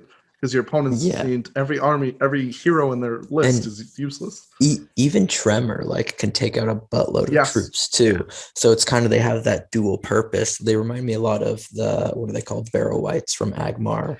But Barrow Wights shut down heroes, but these guys can shut down heroes, but also reverse, be like, let me just knock a hole down this defense 8 battle line and just kill 3 or 4 of them. See, these guys are potentially better than the Barrow Wights at shutting down heroes, because the -1 stays for the entire game. So once you fail to resist it, that's it.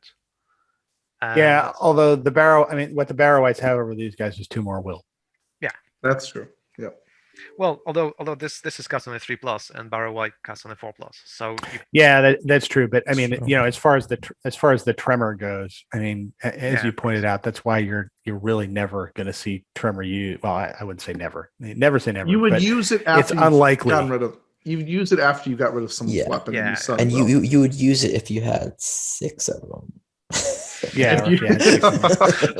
You just see someone show up with 6 of them. Yeah, I'm seeing all these events that are popping up because some certain countries, and I'm like, someone please just take 8 of them and just tell us how it does. I mean, as far as channel all of them, as far as these guys versus the Barrow Wight, I'd almost be flipping a coin between them, and I think the reason I flip the coin between them is because of the extra 2 will that come on the Barrow Wight. You can wake the guy that's paralyzed up, and he still has a weapon. But then you can get hit with 2 more paralyzes after that. I think with Agmar too, you always take at least 1 or 2 Barrow Wights. With Moria, there's so many list builds that you can do. So it's kind of do I skip them, take none of these shamans, or do I take 2 of them? Do I take 4 of them? Do I take 1 of them? It all depends. Barrow Wights are also available for purchase, and these guys are not. That's true. At least unless you're willing to do a deal with, Russian criminal gangs. And we don't support the Russian mob here. We're gonna get on to the last 3 heroes of the army, and they're all monsters, and you don't see them a ton, but you can take them as a part of a Moria list to lead goblins or whatever else you'd like. Rainier, if you want to go over the dragon that isn't Smog. All right, guys, fasten your seatbelts. This is going to take a while. So you got the dragon. He's 250 points.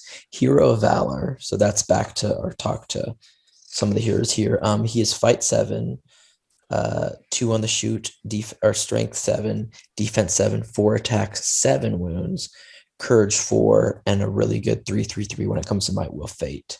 His war gear is claws and teeth. Dragon. Actions are heroic channeling, heroic strike, heroic strength, and heroic defense. So let's see, where do I start? He has a fly. Let me see. Okay, so he's 250 points. And the good thing about him is you can kind of customize him to however you want him to play in the game. He has these customizations. He has 4. They're each 50 points. You don't just have to do 1. You can do as many as you want. The first one is Breathe Fire. Well, no, you can only take up to two. Up to Oh, two. you can only take two. Okay, there you go, which guys. is really annoying because I'd love to take. I'd love to take a why? 450 point dragon. To be honest with you. Yeah. So you guys, you guys do got have it. a 700 point option, but Well, I mean, but I don't. I'd rather take this dragon than that dragon. Yeah. But if you guys are playing, if you guys are playing Unexpected Podcast Bingo, you got two things: Matt talking about two-handed weapons and me messing up rules. So fill out yeah. So here we go. So you can take two of them. The first one is Breathe Fire. Each time a dragon breathes fire, it expends a point of will. Treat the dragon's fiery breath as a bow with a range of 12. So that's really good. He hits it. He has a shoot range of 2. So he's going to hit a lot of stuff with it. If the shoot hits the target in all models, friend and foe within 2 inches suffer a strength 10 hit. Any model that suffers an unsaved wound, fate may still be taken from a dragon's breath. Fire is automatically slain. Ooh. So that's a really, really good rule. So one thing on that, I do actually quite like this model on this list. One of our guys, Ashrâk, he actually plays Moria lists all the time. And he's practiced a lot against me using this dragon. He always brings the Breathe Fire. And that's just a terrifying concept. Unless you have Lady of Light, you have something hitting on a 2. Everybody brings Lady of Light. Well, of course you have Lady of Light. Like, why would you have a Lady of Light? I'm noticing a theme here where basically everything gets countered by Lady of Light. Well, that is the problem. It's true. It's true. So I would say that there's some things that are messed up with the game. But anyways, so the Breathe Fire I like a lot because you go up against, let's say, a dwarf battle line of defense 8 with shield wall. That sucker's going to burn them. Or you have like a lot of these heroes that have one fate. You can auto kill them potentially. So it's really good in that sense. Of course, we'll debate whether it's worth taking or whether the model's too expensive, but I'll go through more. You can also add one of the upgrades for 50 points, which is Fly. The dragon gains a Fly special rule. You can also add 50 points Tough Hide. So from there, the dragon increases its wounds and defense to 9 rather than 7. That's really good, but it does get negated with one thing that we'll go over soon. And you can also do Worm Tongue. So a dragon 50 points with this ability can spend a single will point each turn without reducing its store of will, so long as the will point is used to cast one of the following magical powers. And the powers are Transfix or Compel. Transfix on a 3+, Compel on a 4+, both with a range of 12. So now let me go through a couple of his his other special rules that he automatically gets. He automatically gets Harbinger of Evil, Monstrous Charge, Resistance to Magic, Survival Instinct, and Terror. Survival Instinct is the big kicker with this model. Even though he has 7 wounds or potentially 9, he does have that survival instinct, which is Shelob's rule, right, guys? Mm-hmm. If you wound him and he fails to pass his courage test, he automatically runs away, which courage of 4, not the best thing to have when you have a 250 point model base, and you're usually going to bring 1 or 2 upgrades, making him 300 to 350. So right off the bat, I actually really like this model. The first is because you don't really see him played that often because Moria has so much options. He also has Heroic Channel, Strike, Defense, and Strength. I don't know if I mentioned that before.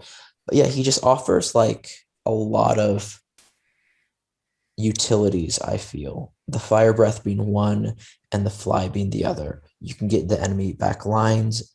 You can Heroic Defense with him. You can burn battle lines. He can go toe-to-toe with many mega heroes. He has that Monstrous Charge, so he's knocking things down. I do quite like him, but I want to hear what you guys have to say. So the thing about fire, I really like the ability, but the thing you have to always think about is using the fire ability. You can only use it 3 times because you have to expend a point of will, and every time you expend a point of will, you have 1 point of will less, which means when you take a courage test, you are more likely to fail and run away. So there's always a danger there if you have the Breathe Fire ability.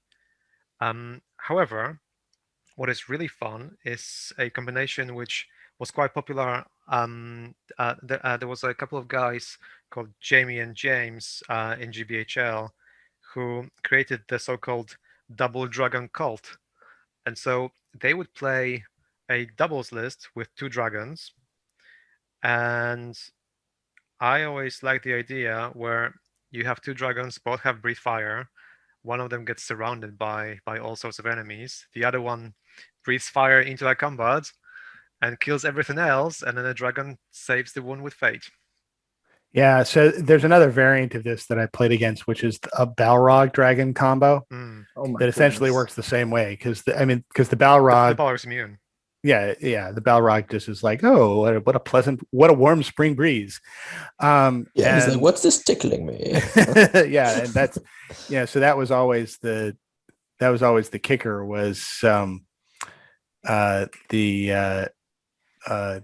you'd wait till somebody like surrounds the Balrog and then you just breathe fire on it and everybody dies. And like the only way to kill the Balrog is to surround it. Yeah, exactly. So what it basically, if you needed more encouragement to like run away from the Balrog and kill everything else, that did it. Yes, however, if you have a dragon and a Balrog, there isn't anything else to kill. So, well, I think the list we played was Dragon, Balrog, and 2 Cave Drakes, and I think we ended up taking down the 2 Cave Drakes and the dragon at the end of the game, and the Balrog was still running around. 1,000 points or something? I think I can't remember. I think it may have been. It was either 800 or 1,000. Yeah, but I think Cave Drakes, a Balrog, and a dragon. Wow. Well, not 800, probably. It was 1,000. I think it was 1,000. I think all the examples like we're all using though like reflects that you do need another big monster with him, or else he's just going to be like the magnet of all the attacks, and like to have that survival instinct, like you can't rely on that when he's the only powerhouse. Yeah, which is the reason why generally it's safest to give him plus 2 defense, plus 2 wounds, and give him fly, just so he can either hop in or hop out of danger if needed. I was wondering about that, especially in the post Lady of Light world. I wonder whether breathe fire is iconic, right? It's hard to imagine taking a dragon that doesn't breathe fire. But with that said, it may be that fly and tough hide are the way to go kind of these days, just to make him kind of that much harder to wound. Are there any synergies you could get that would increase his courage? The drum doesn't work on him. No fury. You could ally him into another list and get a warhorn. Yeah, I was wondering about that. Hunter orcs, maybe. You could take, because he has a hero of valor, so you can ally him and a bunch of goblins, or just him on his own. Or him on his own into something else. Is there an evil hero who comes with a warhorn? No, I don't believe so. I don't think so. Right. So maybe what lists have a warhorn? Harad. Harad does. Mordor does. Hunter orcs do. Right? Hunter orcs do. There are a bunch of them out there. So if you guys. Well, actually, I have a quick question for you guys. It shows that Wormtongue, you have to use a point of will every turn. Does that mean you still have the magic capabilities even if you don't take Wormtongue, or do you have to take Wormtongue? You have to take Wormtongue to get the magical abilities. Yeah. Okay. So he doesn't come with them. You only get them if you take Wormtongue. Okay. Right. So if you were to take a dragon. If you do take Wormtongue, you have to... what is the word? You have to model Wormtongue on his tongue, so his opponent knows that he has the upgrade. Wait a minute, does Grima Wormtongue get these spells? I think that's how it works. If you have the same name as he has the Wormtongue keyword. Yeah. Let's send in an FAQ. That's right. That would be great. Actually, no, because then it might just affect something else. I want a legendary legion too, just these guys in Grima Wormtongue, and maybe like some half dragons, like Donkey and like the dragon from Shrek, and they had like the babies. I want to see like that. What would happen if we put in that FAQ is Gandalf might get hit. Well, no. We get the answer yes, because Jay would get the question, be like, Yeah, let's throw this curveball at them. He was like, yes. you guys have always been playing this wrong and misinterpreting the rules. There was always meant to be a Grima Wormtongue on his tongue, giving him the special rules and the synergy. You guys just haven't played it correct in the past 15 years. Actually, this thing with the dragon, so you know how wings normally give you fly? Yeah. If you have a dragon and you haven't paid for fly, do you have to model him without wings? Oh shoot, you're right. No, Well, because the Balrog has wings. Balrog has wings. Oh, well. The Balrog is like a penguin. He's slow and he cannot fly. Yeah. But he's still a bird. They're just like shadow thingies. Although there's, I guess, a big debate inside the Tolkien literary groups as to whether or not Balrogs in canon actually have wings, irrespective of how Peter Jackson portrayed them with wings. So, and would you take any of the upgrades? And if so, what would you take if you had to? I personally would take Fly for sure. And I would also take Breathe Fire, just because it gives him the dual role. I know Lady of Light's out there, and I know I've never played her. And I do see her everywhere.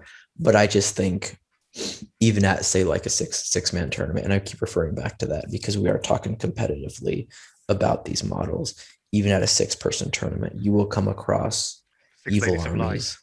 Yeah, I mean, even in Evil Mortar, you'll see a mortar army against. You're like, and you Lady of Light's there, and you're just like, what?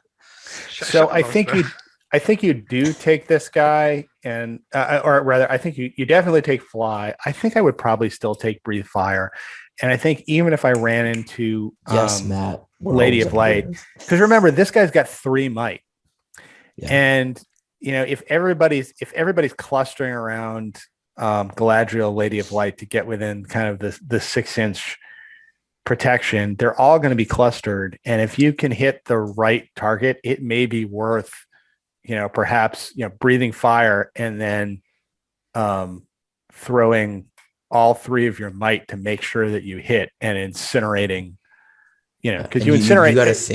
You got to think too, what's going to come with Lady of Light. Anything that comes with Lady of Light is not a horde army. It's an elite, high defense army with many heroes that are all bunched together. So exactly what Matt's saying, like Breathe Fire, spend those might points, boom. You burn up, like say an army has 33 models. You burn up maybe 5 or 6 and ruin a couple of heroes, make them lose fate and stuff. And that is a huge punch. Well, and also burn them off their horses too. Exactly. So there may be circumstances when you want to just breathe fire into the middle of that, and then hope you roll well enough that you can use your might to get it up high where you need it. Yeah, and it's 12 inches too, which is wild. So like you have the fly, which makes him 12 inches flying. Mm-hmm. So he can move 6 inches and breathe. 6 inches and breathe. So that's like 18-inch range. You're talking about like something similar to like what Saruman does of like casts and like really offensive casts at a high distance. Like it's pretty good, or far distance. Mick, where are you going on this? Wormtongue, obviously. Because no one mentioned it, right? No. Well, I definitely give him Fly. That's like a given. Like you can't really take him without Fly. I think the safest option is the +2 defense, +2 wounds. If you really feel like being courageous and trying it out, go with the fire. But if you want something safe, something that's gonna ensure that your dragon is capable of fighting and not just running away randomly, then I would probably go with defense. But I think it really depends on the army. Although I would lean slightly towards the defense. I think what, because the Breathe Fire kind of, I mean, if Wormtongue gave you a free point of will and you didn't have to use it on magic, I'll play Wormtongue and Breathe Fire would be a heck of a combination. I think they changed that if I'm correct, because they didn't like that. Wormtongue used to do that. No, I don't think so. I think it was always this way. They should give it to that and change the name to Worm Resisted. They should really just give you the ability to take all 4 and then go, okay, well, I'm gonna have Breathe Fire, Fly, and Tough Hide, And then Yeah, and let the Balrog mount him also too. Like it's just like he's like riding it. Hey, let's keep this PG rated here. Oh gosh, like there we go. After I said, I was like, whoa, that sounded really weird. Actually, I think because the benefit is he has 3 fate points, so when you're worried about him running away, he does have 3 fate to kind of prevent that. I think I thought for sure I was going to go with Tough Hide. I think you guys have convinced me of Breathe Fire, to be honest with you, because the ability it's a dragon. Come on, you got to breathe fire. It also makes him like more than just one dimensional. Like you have like a flying dragon that's attacking you. It gives him that double the duality of it. And like I mean, I always like. So many... I'm kind of like one of those simple guys where it's like, more defense and more wounds. Why would I not? It makes it harder to wound him. And then you still keep the will in case he fails something. But yeah, I think breathing fire offers something that not many people can deal with. And again, like I said, because he has 3 fate, even if he were to take a wound or 2, he can kind of get away with not having to worry about courage tests for a little bit. I mean the down. All right, so the Tough Hide, if you kind of do the math, you're spending 50 points for 2 extra wounds and 2 extra defense, which I think are worth about 20 points ordinarily. And then not only that, but the extra wounds don't really matter because he's going to run away before he gets to his 9th wound anyway. So I almost wonder whether you just save the 50. If you don't want to take Breathe Fire because you're going to run into blinding light all the time, then you just take Fly. And you don't spend the. I think him with Fly without Breathe Fire is actually 300 points. Oh, you always take the Fly. Yeah, there's no question you take the Fly. The question is if you're going to say I don't think the Breathe Fire is worth it for 50 points. I think you may just save the 50 points and buy other stuff with it rather than give Tough Hide to the dragon. Possibly, yeah. Now with Worm Tongue though, hey, Mick, you're getting a little quiet again. Oh, sorry. Yeah. Let me just quickly check my sound. No, it's still the same. You just move your mic a little closer to your mouth. Yeah. Sorry. The other argument is also if you're gonna be spending 350 points on someone to have defense 9 and 9 wounds, well, you may as well just take a Balrog. Yeah, fair point. True. Defense. I mean, I think he's the only. Oh no, Sauron's defense 10. I apologize. He's the only strength 10 model in the game, I believe. But then just the purpose of the dragon is going to be quite similar to the Balrogs. Mm-hmm. Just fighting and staying around. Would you ever take a dragon with just Fly? No other upgrade? Yeah, maybe. 300 points, keep them a little bit cheaper. Maybe you can add more troops or captains. Yeah, but I'm like 50 points gives you 1 black shaman, like that gives you Tremor or also like Shatter. I feel like having something with Breathe Fire gives like as good or even better than that. So I don't know. I'm just a big fan of Breathe Fire. Okay. We'll move on to our second to last model, which is the Cave Drake. So whose turn is it? I forget. I apologize. I think it's my turn. I would like to call dibs on the Watcher if we can. Okay, so I'll go over the Cave Drake then. That's fine because I don't know much about the Watcher. Watcher is the most fun piece of the whole army, and it's, how do you think I called dibs? It's full of fun pieces. Now, this one, the Cave Drake is a very interesting model because you don't see it very often, but it is reasonably affordable, to be fair. It's a minor hero, so it can only take 6 troops. It is a monster, so keep that in mind. It moves 8 for a monster, which you don't really see very often, 8 movement for a monster. He is fight 6 with a 5+ shoot value, strength 7, defense 7. He has 4 attacks, 6 wounds, courage 4. Where it kind of lets him down, he has 1 might and 1 fate, but he does have 3 will. Claws and teeth. His only heroic action is heroic strength. He does have monstrous charge, mountain dweller, resistant to magic, terror, and he has woodland creature. So no pesky elves are hiding from him. He has an active rule called Protect the Nest. At the start of the game, before any models have been deployed, the Cave Drake's controlling player may place a single 25mm nest marker per Cave Drake. The eggs that come in the Cave Drake set are ideal for this. anywhere on the board. Well, it's within 3 inches of a nest marker. A cave drake gains the fearless special rule. So his courage becomes irrelevant at that point if you stay within that little eggs area. And then he has another one called Gaping Maw, which is a brutal power attack. Instead of striking normally, the cave drake may select a single man-sized or smaller model involved in the same fight to attempt to swallow whole. Roll a d6. On a 3+, the model is swallowed whole and removed as a casualty. Fate rolls may be made against the brutal power attack as if it had caused a wound, but if a model fails to save this with a fate, it will be slain. Initial thoughts. Moment of pedantry. It's a gaping maw rather than a gapping maw. Oh, apologize. It's okay. I do it with fiefdoms and fiefdoms all the time. For 150 points, the fact that he can only take 6 troops is not great. But what I would say about the cave drake, if you want a really decent threat of a model for relatively cheap points, he is something to consider. He does only have 1 might and he can't strike or defense, so that is a downside to him.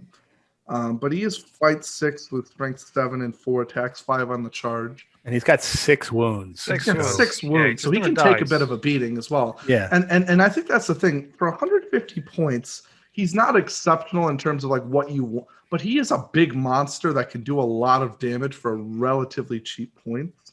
And again, 5 dice on the charge, 10 on the knockdown at strength 7. He's going to kill almost anything that you need to in the game. And again, you can kind of worry about him being courage 4, but with that nest, if you put that in the correct spot, that could keep him fearless.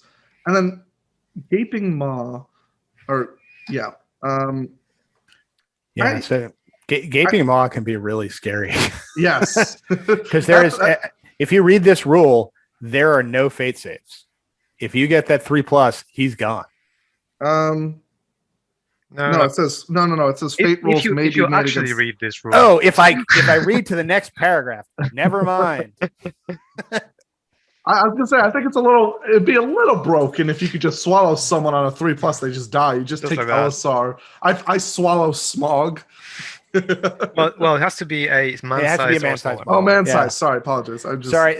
They threw me off by for some reason separating that last sentence into its own paragraph. So I'm gonna blame the grammar people. So if you have a man on cavalry, that doesn't count. Is that how I'm understanding this? That is correct. Yeah. Okay, so you have to get him off of. But I guess if you charged in, he would be knocked off anyway. So at that point you could do it. Yeah. Keep in mind with cavalry, you can't do it unless you get them off their mount. Yeah. All right. But I take it back. If you can save this with fate, you're pretty rarely gonna do this. I will say this though, if you can get. Well, no, I don't know that you would ever choose this over 10 attacks on the knockdown. Over 10 strikes? That's just I'm not sure you would ever choose this. So if somebody charged you, though, you may want to think. If somebody charged you and it's like it's a model that has 1 fate or maybe has used all of its fate, then if it's Boromir that charged you and you won't combat. Yeah, that's right. Yeah, so there are some circumstances. Well, wouldn't you rather just get 4 strikes? Yeah, you might just end up killing Boromir anyway. You might just kill him anyway. Yeah, you might, but I mean, if it's a model that has no fate left, and it still has multiple wounds, then I think you're better off taking the 3+ and just swallowing them whole. But that's not going to happen. Would you say that it's only in very situational circumstances you would use that? It is situational. Yes. It is worth pointing out that it doesn't say that might can be used to affect this roll, so you cannot make it a 2 and then use a might point. It always has to be natural 3.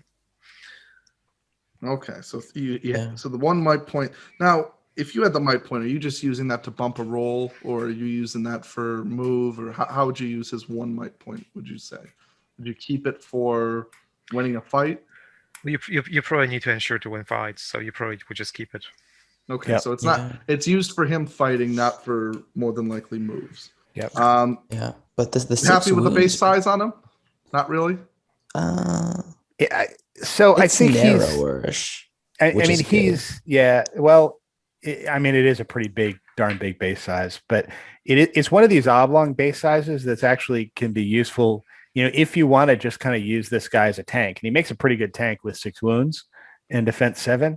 I mean, you can just turn this guy sideways and, cover almost 4 inches of the table, or maybe 4.5 inches of the table with this guy's base. And even if you don't turn it sideways, because, you can kind of run guys up the side. And I tell you what, I mean, even one here, I mean, if you can arrange this thing where you've got like some goblins that kind of provide escort around the side, even if you put 2 guys into this, it's kind of a scary situation, because if you can't let this guy, especially if he's charging, you can't let this guy win the fight. Because I think what would be interesting, because he's so cheap at 150 for a monster that can do this. I wonder if you take 2 of them and you just let 2 of them. I mean, I know that you could take a Balrog and a dragon. So if you had a 500 point, if you could make a 500 point list of goblins, maybe take Durbûrz, you take a couple captains, a shaman, all that kind of stuff. You build up your numbers to have, let's say, 45, 50 models, right? And you take 2 of these guys. I mean, that's going to be annoying to deal with, because they do have resistance to magic. So in case someone wants to try and transfix, they do have resistance to magic. They have 6 wounds too at defense 7, and they don't have the instinct rule too. So I've come against these guys and I'll surround him. I'm like, oh, nice. Like, this guy doesn't even have heroic defense. He has 1 might, but this sucker's still like fight 6, can kill a ton of stuff, and you need to wound him 6 times at defense 7, and his cost is so cheap. Fate too. And that his cost is so cheap in comparison to the Balrog and the dragon that we talked about. So you can literally take 2 of these guys for the same price as a dragon with 1 upgrade. That's just wild. Of course, it's a hero, a minor hero, but they move 8 inches too, so they're quick. I mean, these guys are a monster that's worth the points at 150 points. I think these guys are the sleepers for the Moria list, because whenever I do see them, I'm like, okay, like that's good. But I don't know why, but I rarely see them in lists for some odd reason. But I think these guys are the sleepers of the army. I would genuinely consider taking 2 of these at 800. I would genuinely. I mean, I would definitely consider 1 of these at 800, but I would genuinely consider 2 of them if I wasn't taking the Balrog. Because you could take 2 of them and bring all the shenanigans we talked about. Well, I mean, either 2 of them in the shamans or 2 of them in the bat swarms with Durbûrz and stuff, or the Spider Queen. But go ahead. You look at what? Well, because so if you took 2 of them in a shaman, right? It's cheaper than the Balrog, or close to the same amount of. It's basically very close to the same points as the Balrog. You still get the fury effect from the Balrog, but then you get 2 hitting powers from the 2 cave drakes, and you could get around the lines, you could get up front, and you can do. I really like the idea of 2 of these things, to be honest with you. But I could see just taking 1 and it being, you still have 650 points at 800 points to do something with it, and you have a lot of points at that point. Maybe you add a bath swarm, you add a couple prowlers or something like that, and I really like this profile. Yeah, and it's their survivability that that's what we're all stressing, like the survivability, 6 wounds, fate, and D7. Like they're going to stick around basically. You would want. Go ahead, Matt. Well, I was going to say they can. I mean, we discussed last time that the problem with the big base size monsters is you have two big heroes run into them and they can get flash killed. This guy's not going to get flash killed even by 2 big heroes. Yeah. I mean, you still want to make sure he doesn't get trapped. I suppose you could still get flash killed if he got trapped, but even like a sense, like I played him against, because like I keep mentioning Ashrâk plays all these random things. Like I played a practice round with Mahud, and I even charged in with like Mahud Kings and Camels, and I heroic struck, and I was like, okay, I got it. I'm going to kill the sucker. And he just wouldn't die. And we talk so much about negating resources and negating these mega heroes, or like the things that your opponent's going to use. Like this guy does that. He will like pause up some mega heroes. He will like pause up battle lines. He's just really, really good.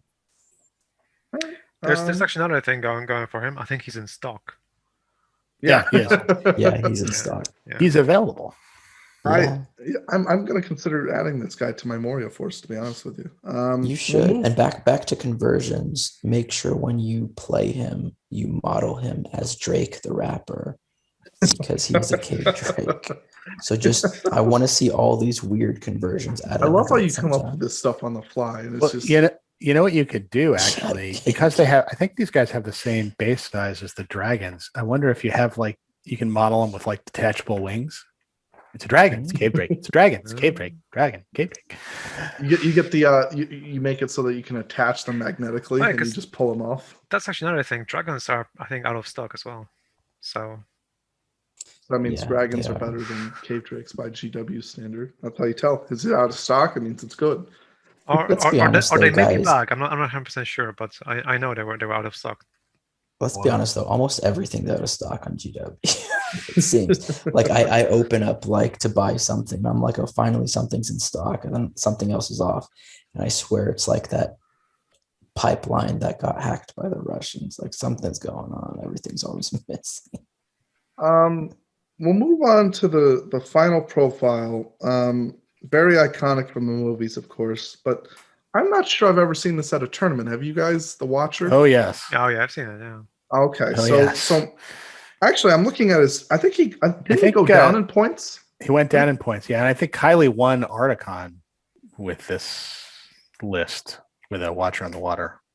Okay, so I mean, to be fair, I'm looking at him now for 200 points. Matt, if you want to go over him real quick. I think she won Articon's Masters tournament. Masters. Oh, maybe it was with Masters. Oh, actually, no, she did not play this. She did well with it. She played Gullivar. Yeah, Gullivar. Yeah, she played Gullivar. Yeah. All right, I know she brought this list to Articon, but anyway, okay. So let me talk about it. The Watcher in the Water, 200 points. The only figure in the game that has the Kraken keyword. Monster, infantry hero, independent hero. So going to be showing up on his or her own. I'm not quite sure if this is a boy or a girl. It's on. Move 4. We'll talk about that in a minute. Fight 6, 3+ shoot value, and unlike many other monsters, this one will actually use its shoot value. Strength 6, defense 6, 6 attacks, 6 wounds. Courage 3, not the best, but again, we'll see. There are ways around that. 1 might, 5 will, 1 fate. And the war gear is tentacles. Heroic action is heroic strength. And I will say the only time I have ever called a heroic strength in SBG has been with this model. Special rules: Harbinger of Evil, resistant to magic, and terror. And then the really fun special rules: From the Deep. The Watcher lurks in the depths of the waters, waiting for the opportune moment to strike. The Watcher in the Water can never be part of another hero model's warband. When you deploy your army, do not deploy the Watcher in the Water on the board. Instead, keep it on one side for later. During each priority phase, after priority has been rolled, announce if you would like the Watcher to arrive, and if yes, roll a d6. On a 3+, the Watcher is ready to enter play. Once you've declared the Watcher is ready to enter, you must roll during each priority phase thereafter until it is available. And when the Watcher is ready to enter play, immediately place it anywhere on the battlefield. You can displace models, move any displaced models the minimum distance possible so that they are 1 inch away from the Watcher, or as close to that situation as will allow. In this situation, players take it in turn to displace models, starting with the Watcher's controlling player. This may create some odd situations, but represents the Watcher bursting forth, scattering warriors, both friend and foe alike. The Watcher cannot charge on the turn it arrives. All right, so to break this rule down, after you roll priority, then you decide whether or not it's going to show up. If you roll a 3+, it's ready to enter play. And I believe I want to make sure that I am reading this correctly.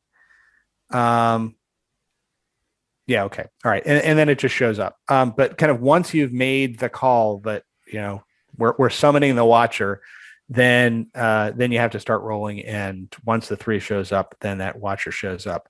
And when the Watcher shows up, it does not have to come out of water, which is useful because there's not a lot of boards that have water. They show up anywhere and they start pushing folks to the side. And well, okay. So, all right. So that's the rule. Let me read the other rules, then we'll talk about Watcher tactics, because the Watcher has its own little set of tactics that come with it. Next rule is many tentacles. When the Watcher is reduced to 3 or less wounds remaining, its attacks are also reduced to 3. So it starts off with 6 attacks, and then when tentacles get chopped off, its attacks will go down.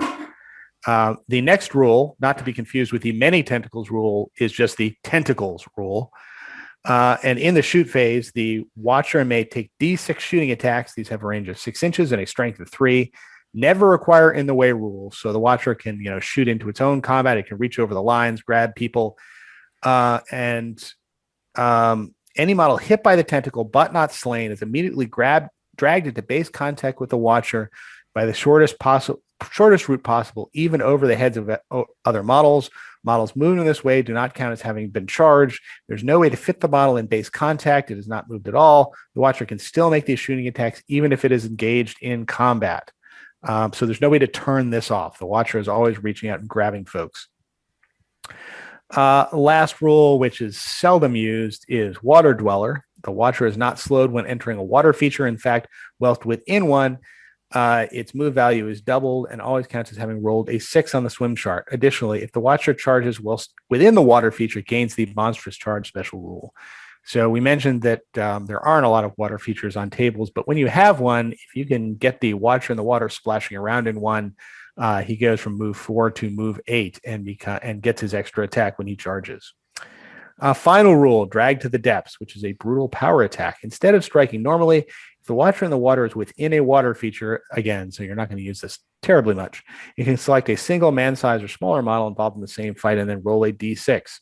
On a 3+, that model suffers a wound. Fate rolls can be made as usual. If the wound is not saved, the model is dragged to the depths and immediately slain. The Watcher is then removed from the board, and the controlling player will start to roll for the Watcher to re-arrive, as described from the deep special rule on this page. So if you are lucky enough to have a Watcher in the water with a water feature that it can hide in, this is a great way to reposition him or her. And as we'll discuss kind of with Watcher tactics, having the Watcher reemerge is a potentially deadly tactic. So it's another way to kind of reposition the Watcher. So let's talk Watcher tactics.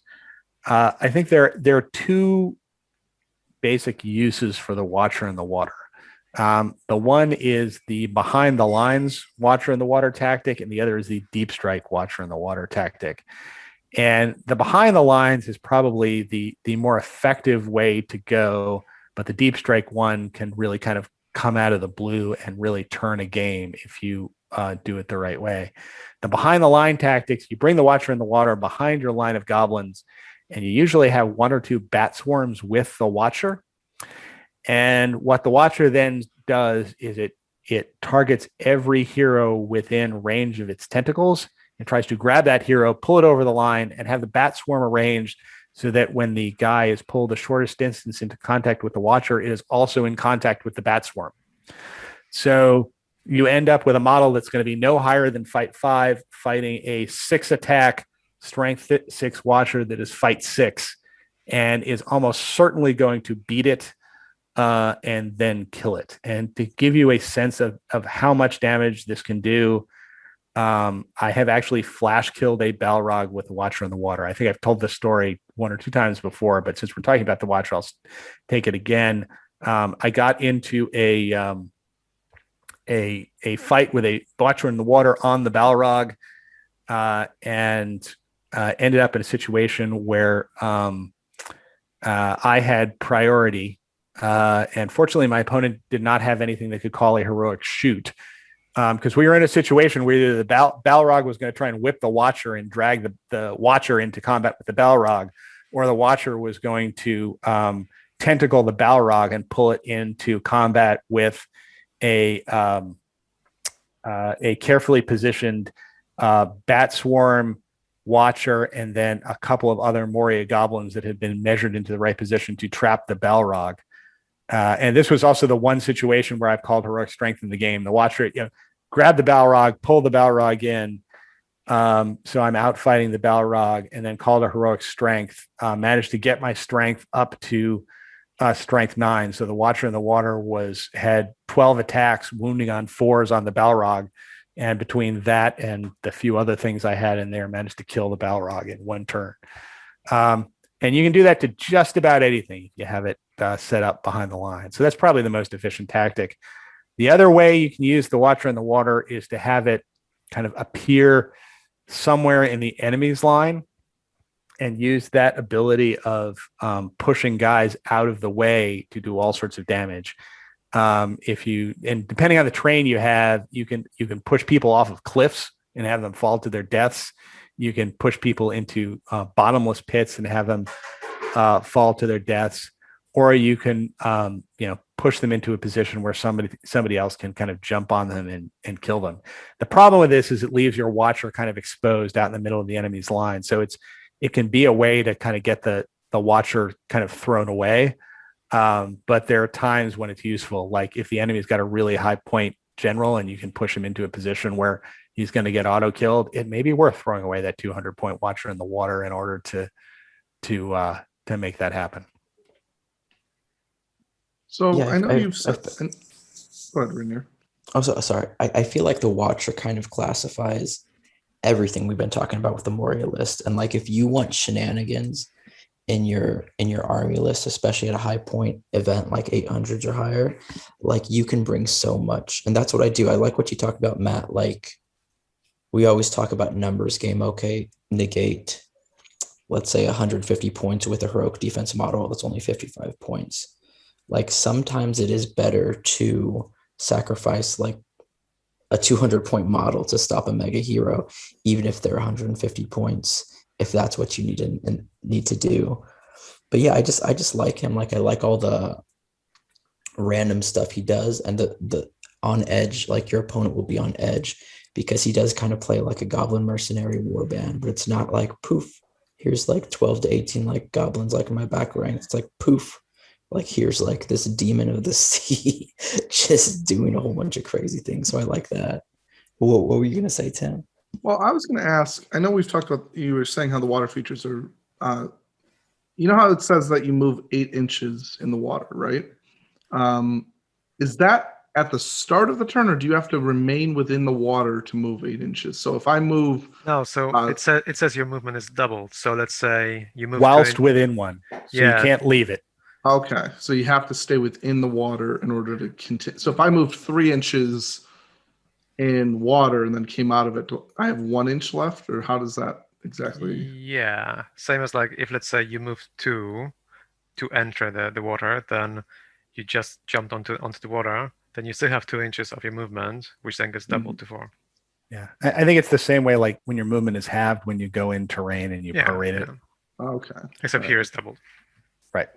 So would you guys consider taking this over anything else we've said before? Or do you think it's just more like of a fun thing to take everyone's, like if you were to take a very themey list? I think this is a different way to organize this is yet another way to organize a Moria list, is you organize it around the Watcher in the Water. And I think you do, because there are certain things you want when you have the Watcher in the Water. You want at least 2 bat swarms with a list so that you can pull that trick. And you want a decent number of goblins that can kind of stand in front of the Watcher so the Watcher can kind of lurk behind and pluck random heroes over the battle line. Yeah, there's just so many ways to build Moria. I don't think any of them are necessarily wrong.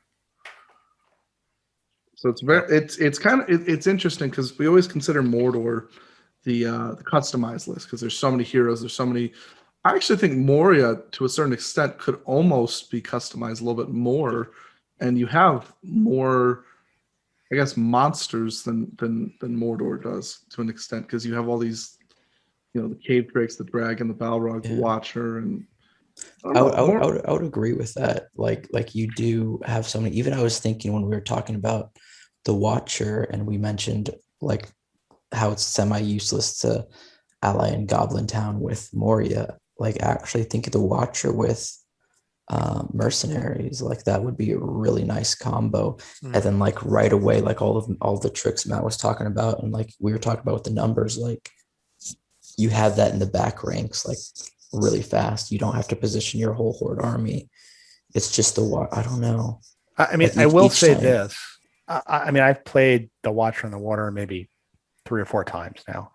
And I keep on thinking that this is a model that I think you have to play a lot in order to unlock its full potential well. Because, I mean, one of the things about it is it's move of 4. So you really have to think hard about when you're going to use Deep Strike Watcher, because once you've kind of deep struck with the Watcher, that's where it is on the board. And, kind of once it's done its thing, then, it's there and it's going to kind of waddle around for a while. But it's probably not going to go anyplace else. Well, correct. Marches help with that.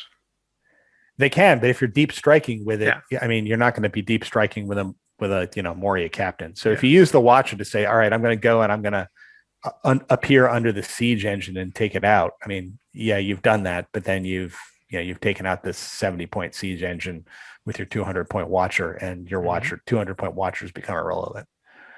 And even also when if the Watcher kind of appears too early behind your battle line, and it turns out that the fight ends up being someplace else, the Watcher could end up being stranded and take a while to get there. I mean, I will point out, by the way, that the Watcher in the Water is actually a fairly decent Galadriel Lady of Light counter, because even though you have to hit her with a tentacle on a 6, he's got a point of might, and he can get a lot of attacks. So, I mean, that's one way to, if you can get the Watcher within 6 inches of Galadriel Lady of Light and get 4 or 5 attacks off with the tentacles, the odds are you'll roll at least a 5 and go ahead and might that up to a 6, and then you got her. So, okay. So that'll be our heroes review. We'll do the Warriors next week. So tune in for that if you're interested in the Warriors. We'll also be going over some lists we like for Moria as well. Let us know in the comment section below, though, if you like any armies that we'd like to do in the future, any ideas you'd like for us to go over as well, any lists that you'd like for us to review in future episodes. And we look forward to seeing you guys next week. Bye-bye. Bye.